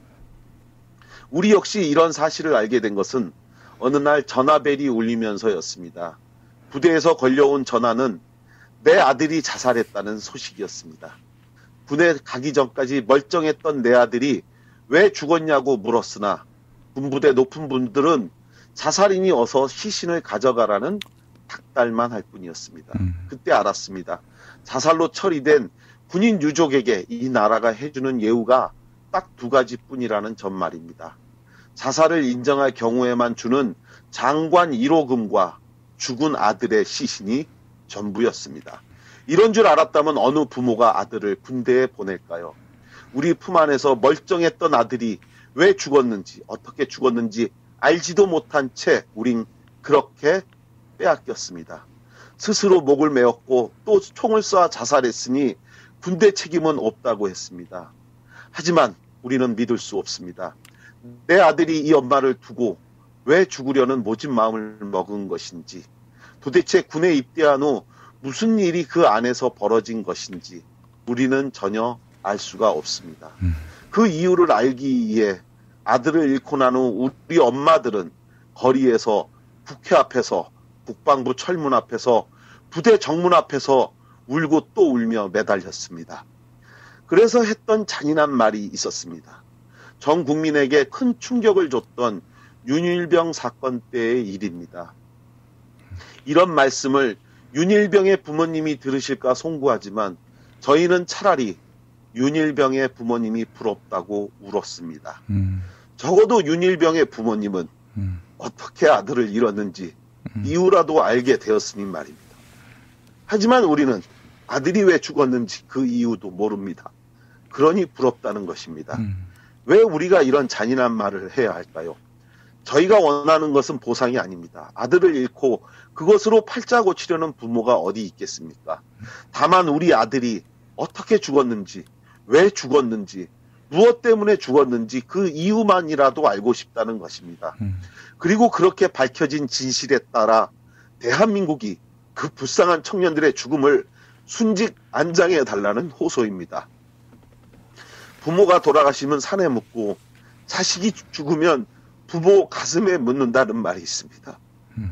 하지만 저희 군우문사 유족 중에서는 그 아들들을 가슴에조차 묻지 못하고 있는 사람들이 있습니다. 2017년 현재 우리나라 군병원 냉동고와 창고에는 98년 사망한 군인의 시신 2구를 비롯하여 총 100기가 넘는 유해가 사실상 방치되어 있습니다. 사망의 원인이 밝혀지지 않고서는 장례를 치를 수 없다며 유족이 아들의 시신을 인수 거부한 가운데 속절없이 세월만 흘러갔기 때문입니다. 어느 부모가 자기 자식의 시신을 수십 년씩 냉동고에 넣어둔 채 행복하게 살아갈 수 있을까요? 이러한 고통 속에 살아가는 우리 군 의문사 피해 유족의 심정을 우리나라 높은 분들은 얼마나 알고 계실까요? 얼마나 더 목 놓고 우리가 울어야 화답해 줄까요? 얼마나 더 울어야 합니까? 그래서 군에서 사망한 아들에게 그 어머니가 쓴 하늘나라 편지는 같은 처지에 있는 우리조차 가슴 메이게 합니다. 사랑하는 아들아, 이 엄마는 너를 정말 사랑한단다. 하지만 다음 생애에서는 부디 내 아들로 태어나지 말거라. 대신 돈 많고 권력 있는 집의 아들로 태어나 너도 미국 국적 가지고 누구처럼 군대 가지 말고 행복하게 내 천명처럼 살아가거라. 미안하다 아들아. 이 못난 엄마가 내 엄마라서. 국민 여러분 그리고 기자 선생님, 이런 글을 쓰는 엄마의 심정을 이해하실 수 있나요? 우리가 원하는 것은 하나입니다. 군복을 입고 죽어간 우리의 아들들이 어떻게, 왜, 무슨 이유로 죽었는지 명백히 밝혀달라는 것입니다.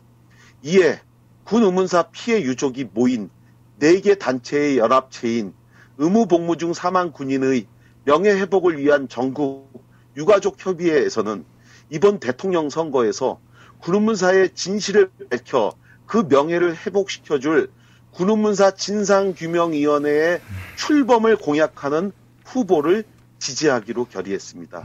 이를 통해 지난 2006년 출범했지만 2009년 12월 강제 해체된 대통령 소속 군의문사 진상규명위원회가 새로운 정부에서 다시 출범하여 진상규명 활동이 재개되기를 소원합니다. 특히 지난 2009년 진정된 600건의 군 의문사 사건 중 조사가 채 끝나지도 않은 상태에서 예산 낭비 운운하며 군 의문사위원회를 해체시킨 이명박 정부 시절을 우리는 잊지 못합니다.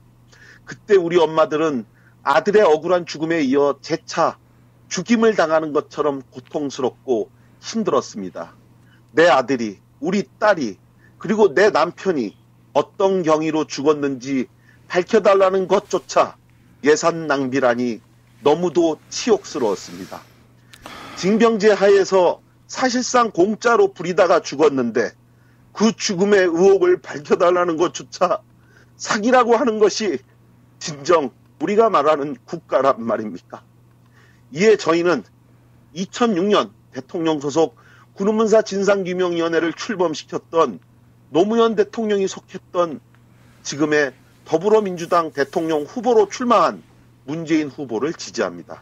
문재인 후보가 대통령으로 당선되어 군의문사 진상규명위원회를 다시 출범시켜 군에서 가족을 잃은 부모와 그 형제들에게 한 점 의혹이 남지 않도록 공정하고 투명한 조사를 통해 진실을 규명하여 주실 것을 기대합니다. 이러한 우리의 요구는 결코 우리들만을 위한 것이 아닙니다. 현재 군복무 중인 군인의 부모님, 그리고 앞으로 아들을 군대에 보내야 하는 이 땅의 또 다른 부모님을 위해서도 반드시 이 법은 필요합니다. 군의문사 진상규명위원회가 해체된 2009년 이후 오늘까지도 많은 군인들이 군에서 죽어갔습니다. 지난 1984년 이후 오늘까지 약 3만 9천 명이 그렇게 죽어갔습니다. 이를 나눠보면 한 해 평균 600명이 국가로부터 아무런 예우 없이 죽어간 것입니다. 군대에서는 세월호 참사가 한 해에 2번씩 벌어지고 있는 것입니다.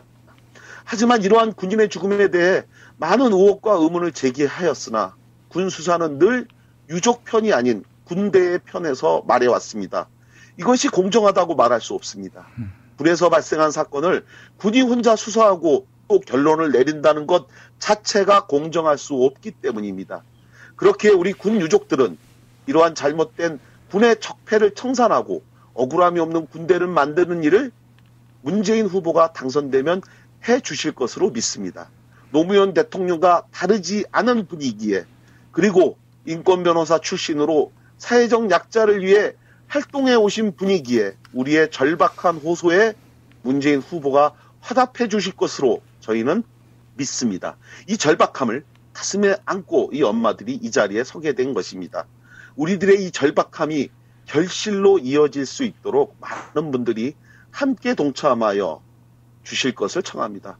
오늘은 우리가 먼저 이 자리에서 울지만 3일에 1명꼴로 군인이 죽어가는 대한민국 군대에서 내일은 또 누가 우리처럼 이 자리에서 울게 될지 모를 일입니다.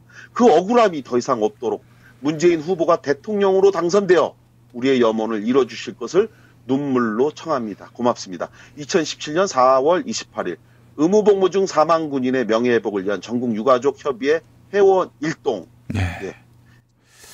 억울함을 풀 수 있는 길이 개인으로서는 도무지 할 수 없는 그런 분들을 위해서 정치가 있는 거 아니겠습니까? 그런데 예, 맞습니다. 그런 분들의 억울함을 풀기는커녕 돈 아깝다고 조사기구를 없애버린 이명박이가 어떻게 용서될 수 있겠습니까? 맞습니다. 그러면서도 어떻게 남의 집 귀한 아들들을 또 군대에 내달라 그러고, 그리고 자긴 군대도 안 가갖고 미사일 날라갔다고 하면 공군점퍼 입고 청와대 벙커로 들어가고 말이죠. 예. 그러면서 입으로는 하고. 예. 하여간 제가 한 가지 오늘 방송 앞두고요. 예. 기자회견문에서 이런 얘기 있잖아요. 송구스럽지만 이 이야기가 윤일병의 부모님의 귀에 들어가실까봐 송구스럽지만 윤일병의 부모님이 부럽다며 유족분들이 울었다, 이런 대목이 있었잖아요. 예. 오늘 윤일병 어머니한테 전화가 오셨어요. 예. 저한테 하시는 말씀이, 그 어머니들의 기자회견문을 읽었는데 정말 자기도 가슴이 너무 많이 아팠고, 예. 제가 그래서 어머님들이 이렇게 표현한 것에 대해서 송구하다고 생각한다고 했더니 그런 말씀 하지 마시라고, 무슨 뜻인지 제가 안다고. 그런데 요거 하나는 아셨었는데, 예. 진실을 알아도 괴로워요 이러면서 우시더라고요. 근데 같이 아프고 고통받는 분들이 서로 또 위해 주시고 이해해 주시는데, 많은 국민들이 부디, 사실은 말씀드렸던 것처럼 문재인 대통령이 정말 되신다 해도 군의문사 문제는 늘 세상의 뒷전이에요. 여러분들이 진심으로 그 손을 잡아주시고, 그리고 국방부가 굉장히 반대가 많아요. 국방부 지네가 조사한 거 다시 조사한다고 하니까 어떻게든지 결사적으로 막고 반대하고 방해하거든요. 예. 이 방송을 들어주시는 분들이 꼭 문재인 후보가 공약을 지킬 수 있도록, 또 이철희 국회의원님께서 이 문제에 법안을 내주시면서 자기가 정권 바뀌면 꼭 하겠다고 했는데, 이철희 의원님 꼭 격려해 주시고 응원해 주셔서 부디 유족분들의 그 뜻이 이루어질 수 있도록 꼭 좀 부탁드리겠습니다. 문재인 후보가 이 군의문사 진상규명을 위해서 어떤 공약을 내걸었습니까? 군의문사 진상규명위원회 재출범시키겠다. 재출범시키겠다.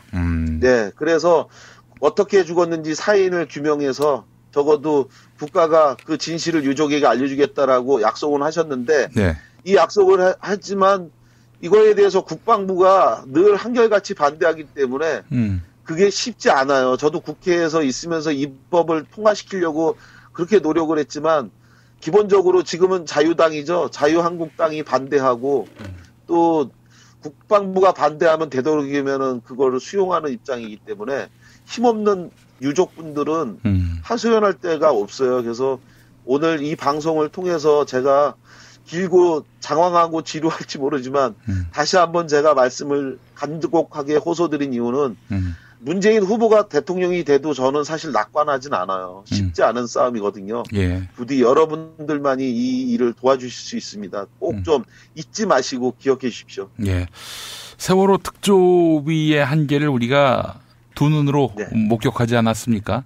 네, 뭐 네, 수사권, 네. 기소권도 없는 조사위다 보니까 뭐 정부가 방해하면 뭐 그때마다 다 그냥 좌절하게 되고 안 돼요. 혹시 또 이런 일이 발생하는 것은 아닐지 하는 염려도 있는데 대통령 하나 바뀌면 됩니까? 대통령 바뀌어도 말씀 것처럼 어려운 건데 김 PD님 정말 좋은 지적을 해주셨는데요.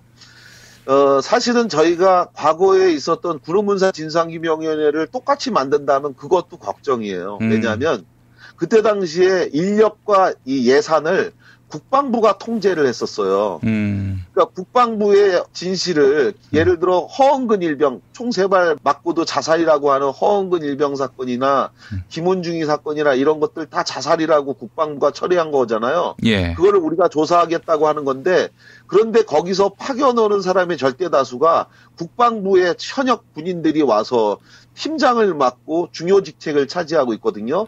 세월호 사건이 해양수산부가 와갖고 중요 직책 차지하면서 그러면서 이렇게 저렇게 논란이 많은 것처럼 군우문사위도 국방부가 오고 또 군우문사위원회의 운영 예산을 정부에서 군우문사위원회로 바로 주는 게 아니라 국방부를 통해서 줘요. 그러니까 예산과 인력을 통제하니까 정말 그 부분에 대해서 어려운 일이 많아서 앞으로 새 정부 하에서 만들어진다면 국방부로부터 예산과 인력이 독립된 군우문사위원회가 만들어져야 되거든요. 예. 그래서 정말로 이 문제도 어려운 일이 많으니 많은 분들이 끝까지 관심을 가져주셔야 됩니다. 예. 아니 내 아들의 이야기 또 우리 형의 이야기 우리 동생의 이야기 아닙니까?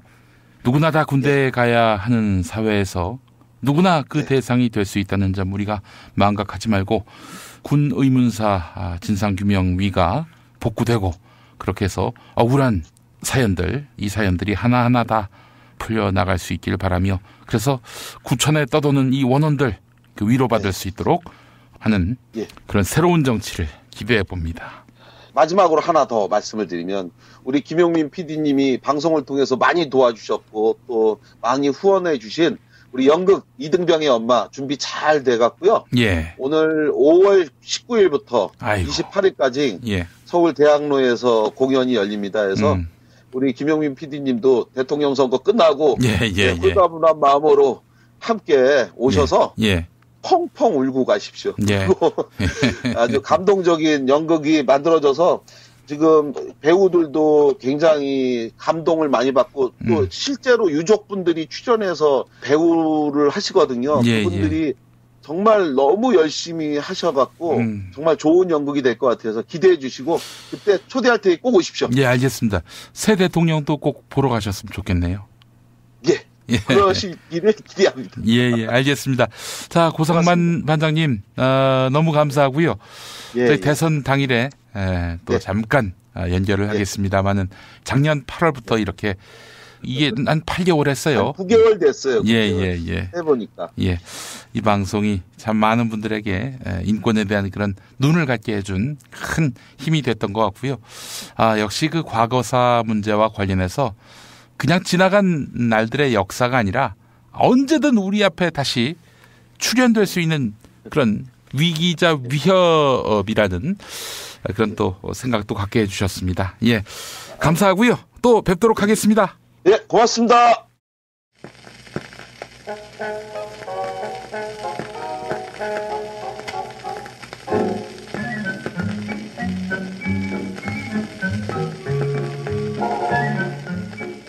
김용민의 축구박스입니다. 한국의 트럼프를 표방하는 홍준표 자유한국당 후보. 각 유세 현장을 다니며 노래 한 곡을 뽑고 있는데, 네, 추풍령 고개입니다. 추풍령, 아시는 대로 영남권과 충청권을 잇는 고개지요. 이 노래를 선곡한 이유는 영남, 충청 민심으로 대선판을 뒤집겠다는 뜻이 담겨있다는 캠프 관계자의 전언입니다. 18살 때 아버지가 주신 14,000원을 들고 서울행 야간 열차를 탔다며 고생했던 젊은 시절의 추억팔이를 유세에 동참한 시민에게 시전했습니다. 들어보시죠. 홍준표 후보의 추풍령 고개. 자, 여러분, 우리의 대통령입니다. 홍준표입니다, 여러분.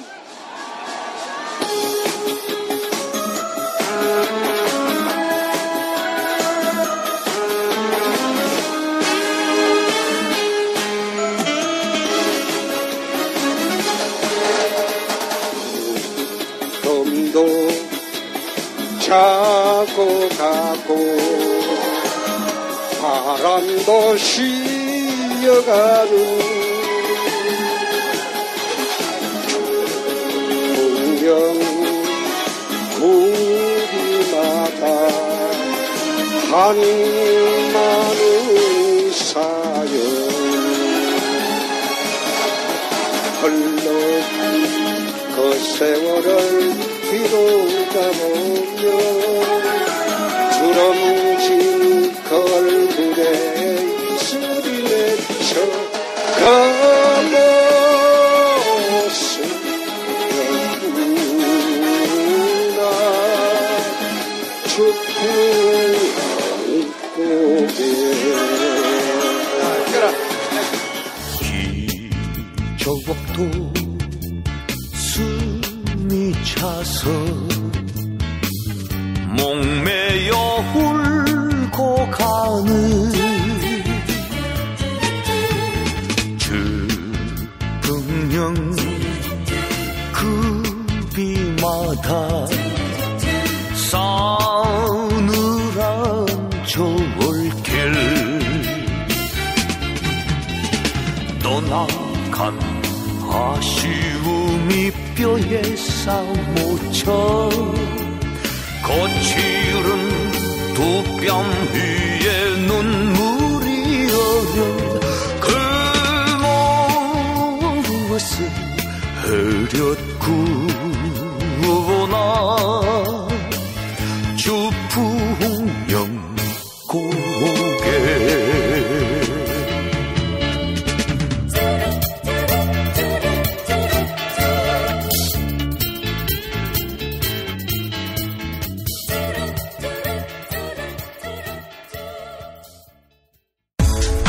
운전자를 위한 꿀팁 7,000원 운전자 보험 카페. 알고 계세요? 교통사고가 나면 형사합의금, 벌금, 변호사 비용 이거 자동차 보험에서는 보장 못해요. 운전자 상해까지도 책임져드리는 7,000원 운전자 보험 카페. 버스, 택시, 트럭 등 영업용 차량 운전자를 위한 12,500원 운전자 보험 카페도 있습니다. 실손, 부모님 건강, 자녀 보험도 안내해드립니다. 02849-9730 연중 무휴라 언제든 02849-9730. 6살 하늘이 밥을 잘 안 먹어요. 그런데 이때 택배입니다. 연지연 곰탕이 배달됐어요.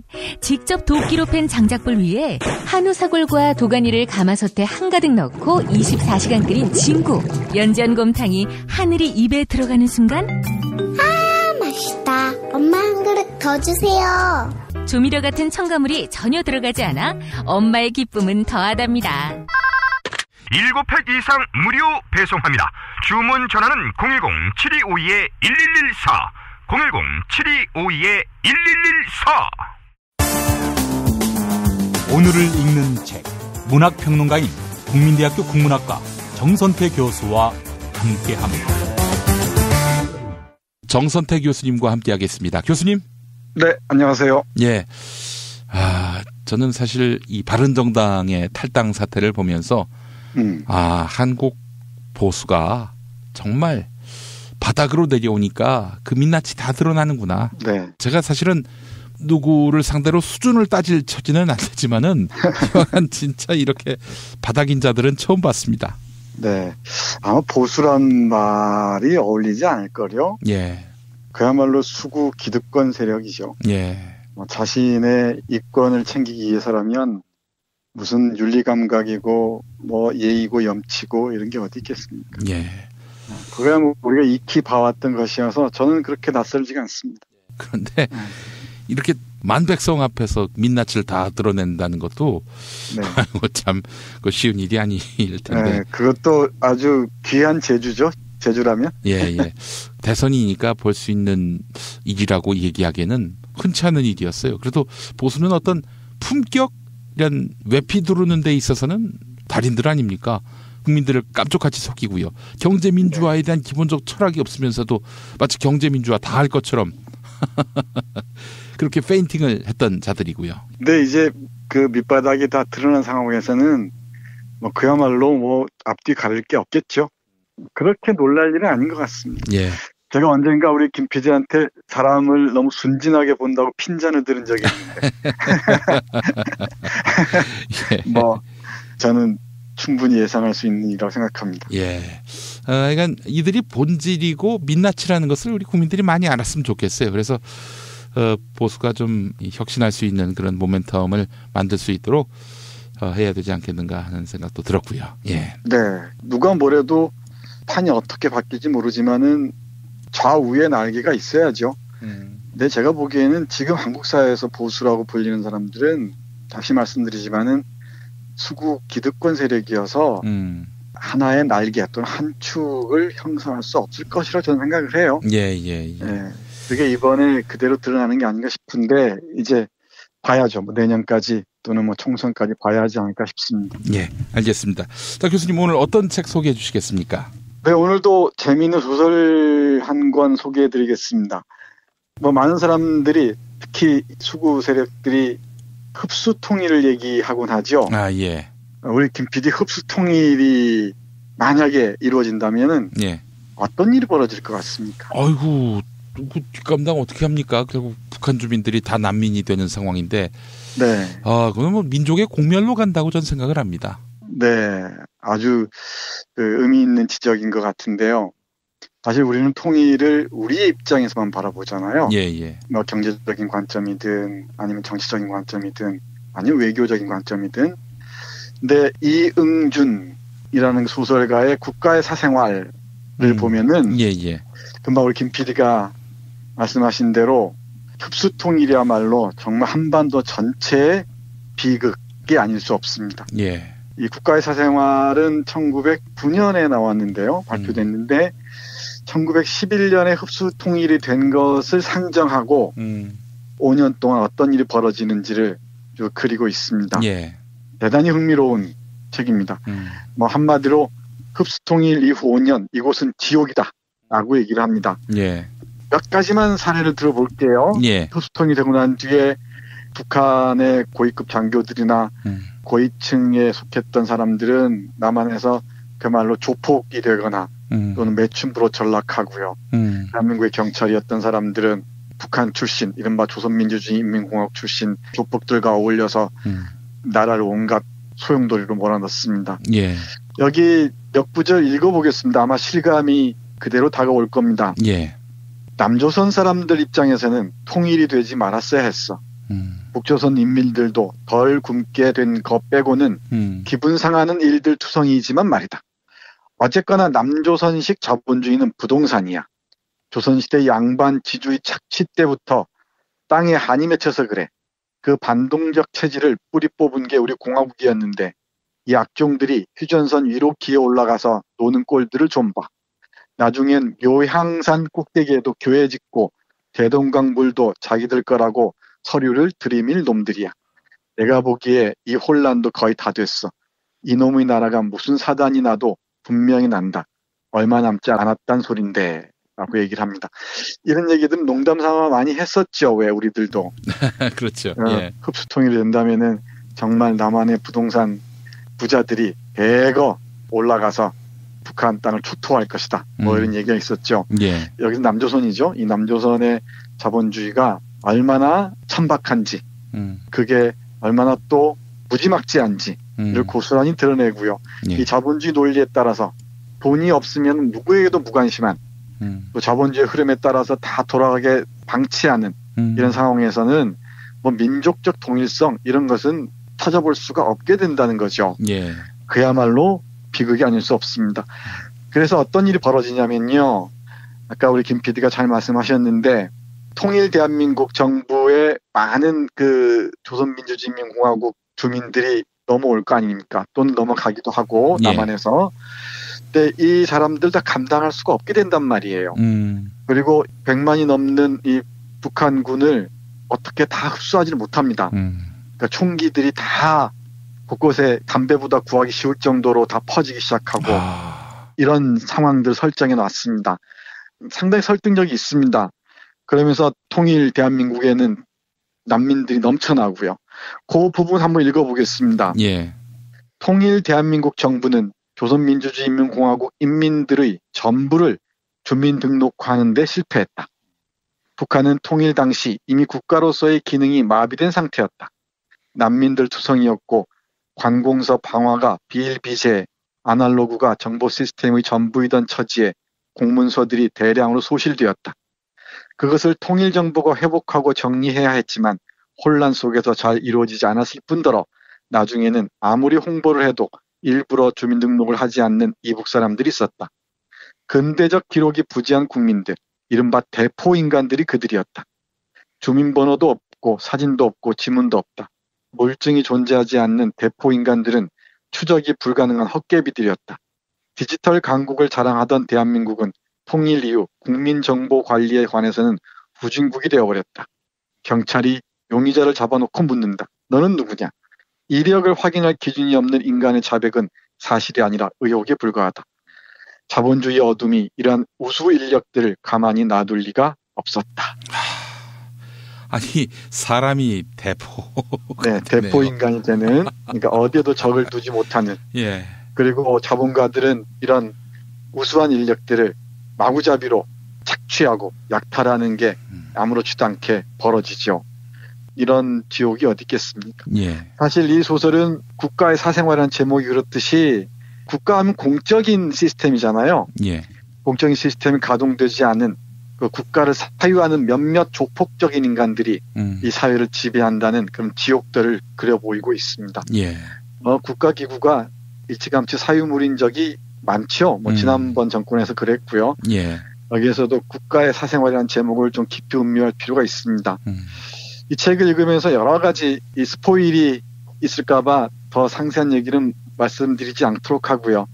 우리 청취자분들 꼭 읽어보시면 좋겠습니다. 예. 근데 이 책을 읽으면서 국가란 무엇인가? 과연 국가가 우리 국민들에게 또 시민들에게 어떤 역할을 할 수 있을 것인가?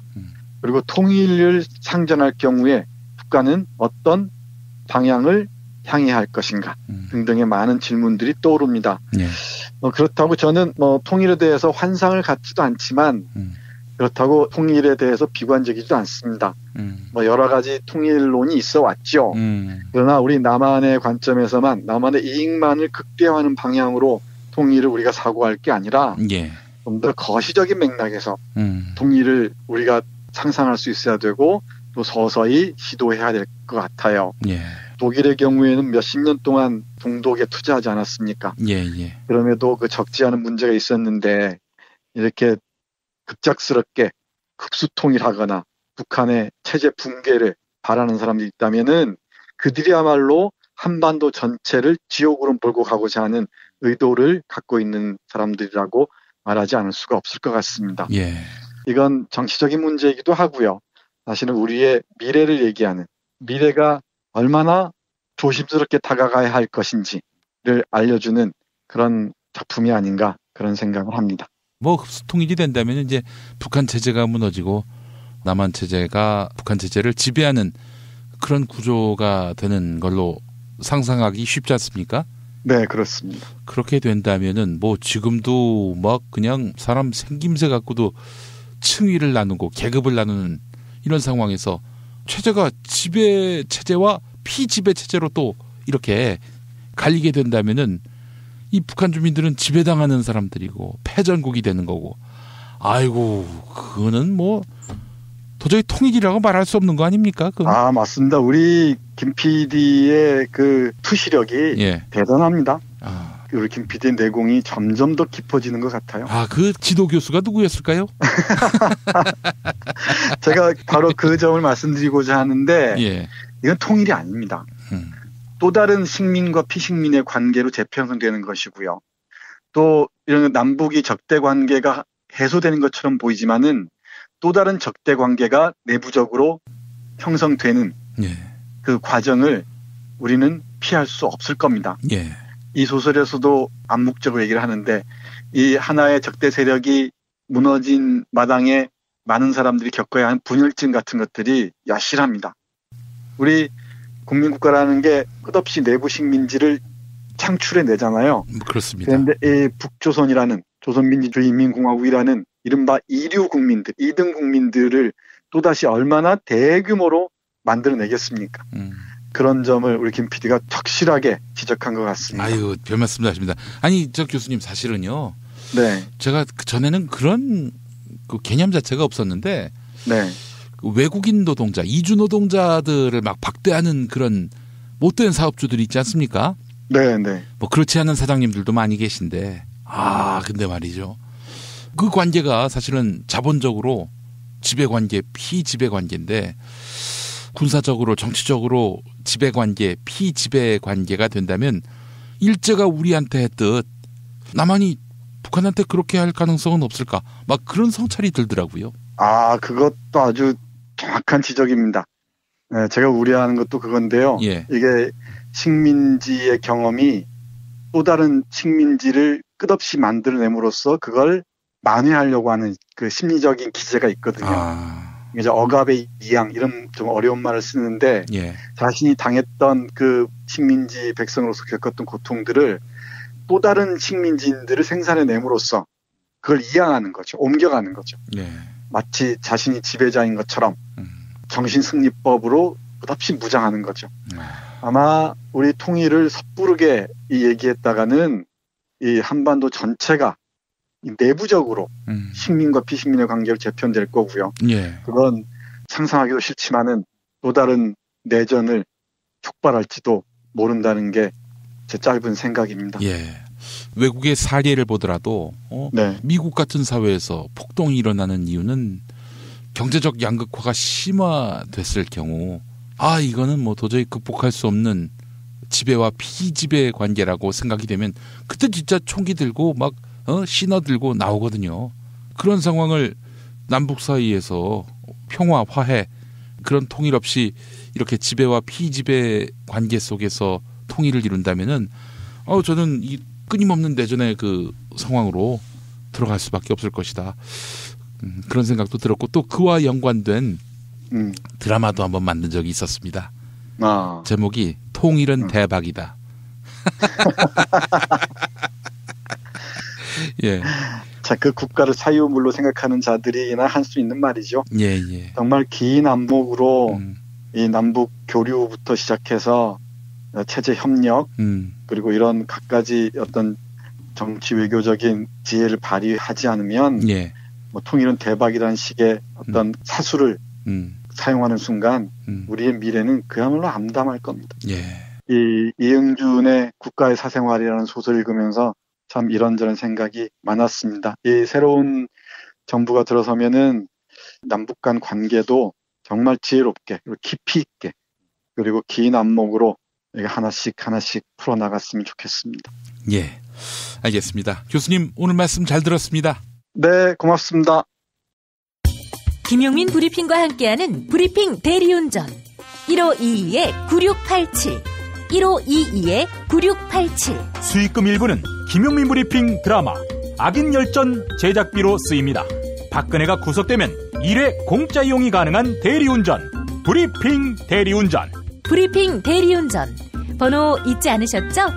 1522-9687 1522-9687 저는 오늘로 대통령직을 사퇴합니다. 이주노동 희망센터 이사 권영국 변호사입니다.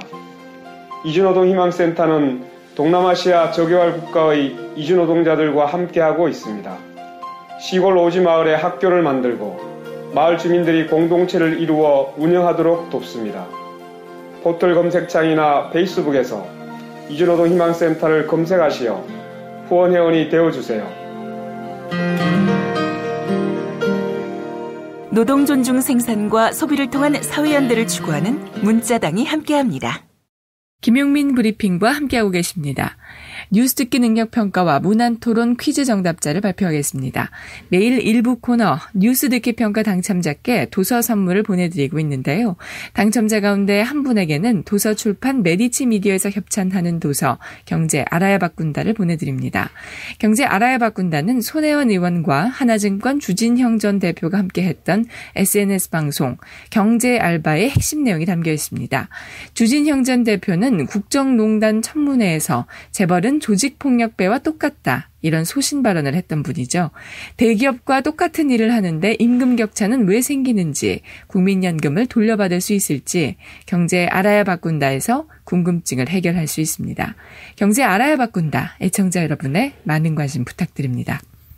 당첨자 가운데 다른 한 분에게는 도서 출판 브레인스토어에서 협찬하는 도서 대선의 현대사를 보내드립니다. 대선의 현대사에서는 역대 대통령들의 이미지 메이킹과 함께 대한민국 선거의 표심을 살펴봅니다. 정치인들은 자신만의 이미지로 대중의 표심을 좌지우지해 왔는데요. 대선의 현대사는 험난했던 선거의 역사 속에서 현명하지 못했던 선택을 성찰합니다.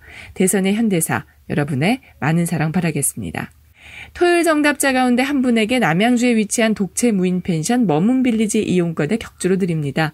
대지 2,000평과 건물 2동을 오직 한 팀의 고객에게만 서비스하는 펜션인데요. 카페, 바베큐장, 영화, 음향시설 등이 준비되어 있습니다. 포털 사이트에서 머문빌리지를 찾아주시면 감사하겠습니다. 어제 뉴스 듣기 평가는 LA 다저스에서 활약하고 있는 한국인 투수가 누구인지 맞히는 거였죠. 정답은 류현진 선수인데요. 정답자 동그랑땡 조아님. 바른정당과 한국자유당은 나라를 파탄 내놓은 책임을 지지 않고 있습니다. 그것도 모자라 모두 대통령 후보도 내고요.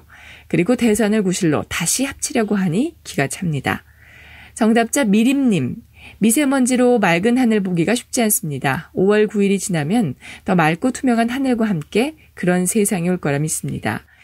이번에는 어제 문안토론 퀴즈 당첨자입니다. 당첨자에게는 세상에서 가장 맛있는 김치, 이담채 김치를 보내드립니다. 어제 문안토론 퀴즈는 춘향이의 몸종이 누군지 맞히는 거였죠. 홍준표가 박근혜를 이 사람으로 비유하기도 했는데요. 정답은 향단입니다. 정답자 신바람 이용성님.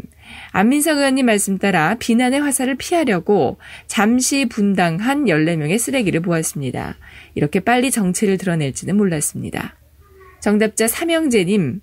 문재인을 찍을 것인지 심상정을 찍어서 정의당이 선거 비용을 보전받게 할 수 있게 할 것인지 문제입니다. 김용민 브리핑 오늘 마무리는 어제 저녁 8시부터 2시간 동안 중앙선거방송 토론위원회가 세 번째로 주최하고 이번 대선 마지막이 된 TV 토론회 일부를 엮어보겠습니다. 사회 분야 토론에서 가장 주목도가 높았던 부분, 후보별로 추려보겠습니다. 저는 개파 패권주의가 가장 마지막으로 남은 적폐라고 봅니다. 개파 패권주의는 끼리끼리 나눠 먹는 것 아니겠습니까? 그러다 보니 정말 전국적으로 많은 인재들이 있는데 그 유능한 인재를 쓰지 못하고 결국은 무능한 자기 편 사람을 중요한 자리에다 앉히니까 결국은 그 결과는 무능하고 부패한 정부가 돼버리는 겁니다. 정말로 불행한 일입니다. 그리고 또 그것에 따라서 정말 국민이 반으로 나뉩니다. 왜냐하면 생각이 다른 사람은 적으로 돌리기 때문입니다. 그러면 5년 내내 정말로 갈등에 휩싸일 수밖에 없습니다. 그리고 또 무능한 사람이 중요한 일들을 하다 보니 정말로 중요한 미래에 대한 대비도 제대로 하지 못합니다. 저는 앞으로 10년간 우리나라의 운명이 달려있다고 봅니다. 10년간 정말 제대로 잘하지 않으면 우리는 추락합니다. 정말 망하기 직전까지도 갈 수 있다는 위기감, 절박감이 있습니다. 이런 개파 패권주의 폐해에 대해서는 어떤 생각이십니까? 공감하고요. 그러나 국민의당은 우리 안후보님의 당이나 마찬가지 아닙니까? 개파 패권주의 말할 수 있겠습니까? 오히려 반대로 또 상황 주장하시는 분도 계시니까 이렇게 한 가지 사안으로 다른 의견들을 가지고 계시는데요. 아니, 그러면 제가 만들듯이 국민의당을 창업했다, 창업주다 그렇게 말씀하시잖아요. 지금 국민의당에 이제 여러분이 와 계십니다. 저 그리고 또 손학규 전 대표, 그 다음에 또 최근에는 김종인 전 대표께서 당에 들어오시진 않았지만 외곽에 계십니다만 지금 보면 그 문 후보님을 도왔던 전직 당대표들이 전부 다 당에서 나왔습니다. 사실은 정치인들은 탈당이라는 건 정말로 중요한 그 정치적인 결단 아니겠습니까? 그러면 그분들 모두 다 어떻게 설명하시겠습니까? 개파 패권주의 때문에 나왔다고 다들 말씀하시는데요. 그렇게 당을 쪼갠 분이 우리 안 후보님이시죠. 쪼갠 분이 저는 문 후보님이라고 생각합니다. 그 당시에 이제 여러 가지 기록들도 지금 있지 않습니까? 그런데 오늘 이런 이야기 할 것은 아닙니다. 오히려 어떻게 하면 국민들을 제대로 통합시킬 수 있을까? 그게 주제 아니겠습니까? 네. 그러면 당을 쪼갠 사람은 우리 안 후보님이시죠. 당내 개파 패권주의에도 불구하고 어떻게 통합을 하시겠습니까? 지금 우리 당내 지금 똘똘 뭉쳐 있지 않습니까? 당내 그 통합위원회가 있지 않습니까? 최근에 만드셨습니다. 근데 그걸 보면 그 다른 당과의 이런 전국민적인 통합이라기보다 당내 개파 통합하는 위원회로 보입니다. 그 구성원들이. 네, 홍준표 후보님 발언. 저는 통합이라는 것이 국민 통합이지 정치권끼리 손잡는 것이 통합이라고 생각하지 않습니다. 문 후보님한테 적폐하니까 딱 두 가지만 묻겠습니다. 아들 황제 취업 특혜 채용은 이게 적폐 아닙니까? 사실이 아닙니다. 사실이 아니다. 진실은 뭡니까? 자기 능력으로 취업했고 제가 특권을 행사한 바가 없습니다. 그때 제가 환경노동위원장이었어요.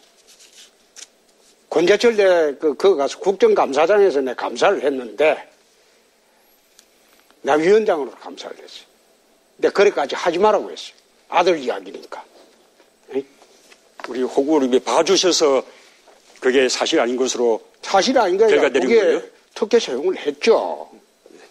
그것도 이제 거짓말이라고 하고 또 김정은과 북한의 독재 정권은 적폐입니까 아닙니까?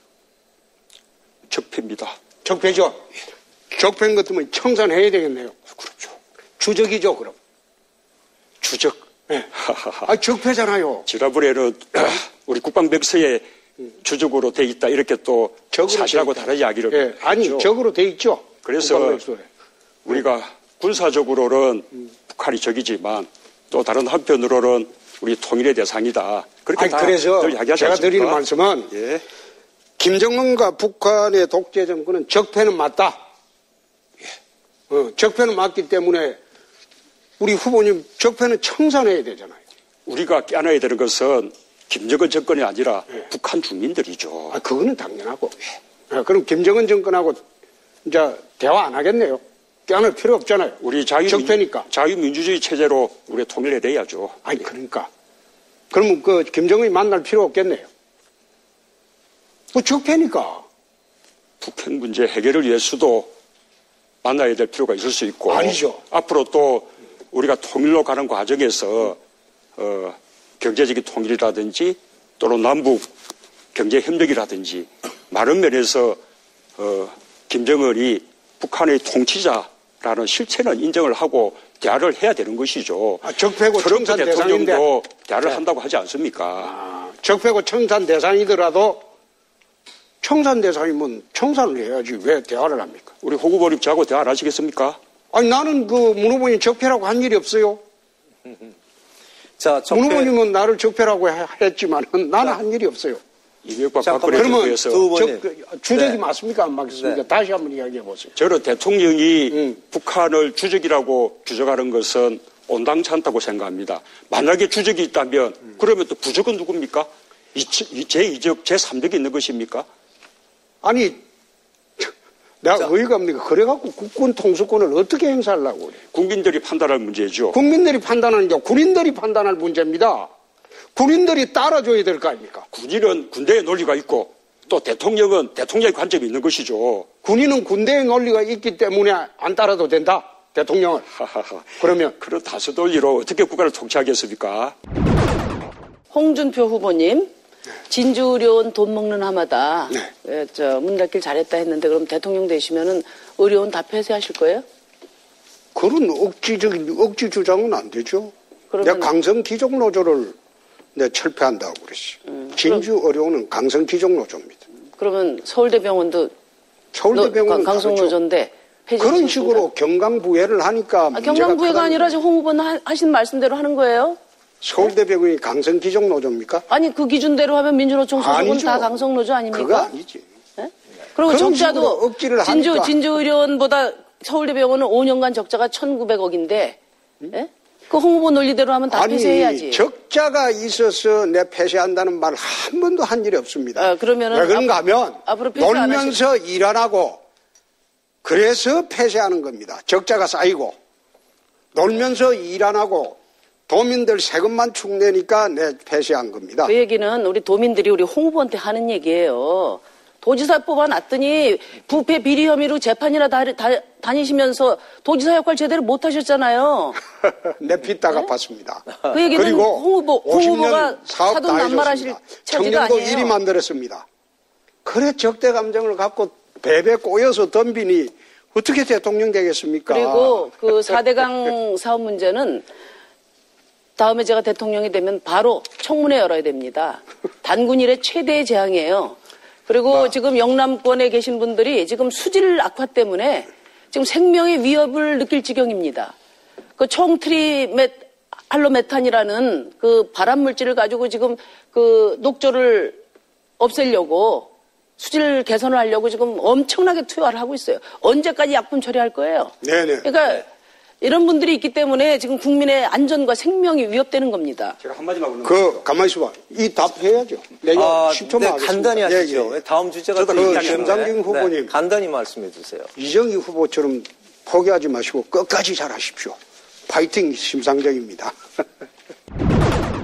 홍 후보님한테 좀 물어보겠습니다.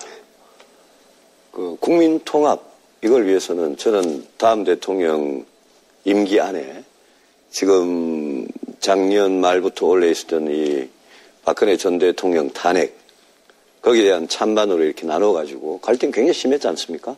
촛불 태극기 나뉘고 지금도 서로 적폐다 그러고 서로 또 공격하고 이러는데 홍 후보님은 대통령 탄핵이 잘못됐다고 생각하십니까? 홍 후보님 발언 중에 박근혜 전 대통령에 대해서 춘향인 줄 알았는데 향단이더라 이렇게 말씀하시고요. 그렇습니다. 헌재에 대해서 그게 정치 재판이다 이러시고요. 그래서 여기에 대해서 어떻게 생각하십니까? 잘못된 겁니까? 정치적 탄핵은 정치인들이 결정해서 할 수는 있겠다. 정치적으로. 그러나 사법적 탄핵은 나는 대상이 아니라고 봅니다. 그래서 저는 처음부터 일관되게 그런 이야기를 했습니다. 정치인들이 결정을 해서 정치적 탄핵은 할 수 있다. 그러나 사법적 탄핵은 그거는 잘못됐다. 내가 그렇게 이야기를 했습니다. 그러면 국회 탄핵 의결은 옳은 거고 옳은 게 아니고 헌법재판소의 결정은 잘못됐다 이렇게 보십니까? 국회 탄핵은 자기들끼리 하니까 탄핵 과정에서 유승민 후보처럼 박근혜 대통령 비서실장하고도 싹 배신해서 탄핵에 찬성하고 그랬잖아요. 그래 할 수는 있어요. 그래 할 수는 있는데 그러나 사법적 판단은 그거는 정식으로 법 절차에 따라서 하는 것이 옳지 않은가. 나는 일관되게 그 이야기를 했습니다. 좋아요. 그런 말씀 또 하시니까 하나 물어봅시다. 흉악범은 사형집행을 해야 된다면서요? 그렇습니다. 성폭력범은요? 성폭력범이 아니라 성폭력 말하자면 자매폭력하고 여성 성폭력을 하고 살해하고 한 사람들이 지금 사형수가 좀 있습니다. 나는 성폭력범 문제가 아니고 그것도 내가 무슨 말을 하려고 하는지 내가 알겠는데. 무슨 말을 하려고 그러는데? 그런데 그런 식으로 비열하게 하면 안 되고. 아니, 비열한 거는 내가 지금 어제 바른정당 의원들을 이렇게 만나보니까 내 처음 와서 좀 만나보자고 내가 갔어요. 가니까 왜 나오려고 하냐? 그래 물으니까 후보가 덕이 없어서 도저히 대선을 못 치르겠다. 그래서 나오려고 한다고 합니다. 한번 물어보세요. 가서. 제가 그런 식으로 예. 비열하게 질문하니까 예. 그런 이야기가 나오죠. 서로 비방하는 말씀은 좀 자제해 주시고요. 예, 공 후보님은 제가 1차 톤에 이야기했지만 예, 성완종 1억 사건으로 예, 뇌물 재판을 받고 계시는 중이고 대부분 재판이 나면 대통령 그만두셔야 될 사람이고 그다음에 예? 그거는 그 성범죄의 강간 미수를 스스로 예, 그래 하신 분인데 지금 뭐 다른 후보를 그렇게 비방할 자격이 있으십니까? 나는 그거 처음부터 지금 한 달간 하는 이야기 아닙니까? 그러니까 그 같은 당에 있던 의원들이 유 후보 덕이 없다고 14명이나 뛰쳐나오지 않습니까? 그거 가서 그 단속이나 잘하세요. 그거는 기본적으로 대구 가보세요. 대구 가보면 예? 유 후보는 배신자로 되어 있어가지고 앞으로 정치하기 어려워요. 대구에서는. 홍 후보님 제가 누구를 배신했습니까? 박근혜 대통령을 배신했죠. 제가 국민을 배신했어요. 아니요. 정치적으로 배신하고 인간적으로 배신하고 정책적으로 배신했죠. 헌법재판소가 박근혜 전 대통령에 대해서 국민의 신임을 배반한 죄로 예? 파면한다. 이 여기는 알고 계시죠? 그거는 나는 헌재 판결이 잘못됐다고 일관되게 이야기를 했습니다. 헌재 판결이 전혀 승복 안 하십니까? 승복이 아니고 잘못된 판결이다 이 말이에요. 뭐가 잘못됐습니까? 그거는 내가 지금 시간이 얼마 없어요. 이미 그 관훈 토론회에 가서 다 이야기했어요. 그거 참조하세요. 김용민 브리핑과 함께한 시간 어떠셨어요? 다음 시간에도 보다 바르고 알차며 즐거운 정보로 여러분을 찾아가겠습니다. 팟캐스트 포털 팟빵에서 다운로드하기, 구독하기, 별점 주기, 댓글 달기로 응원해주세요. 잊지 마세요. 다운로드하기, 구독하기, 별점 주기, 댓글 달기.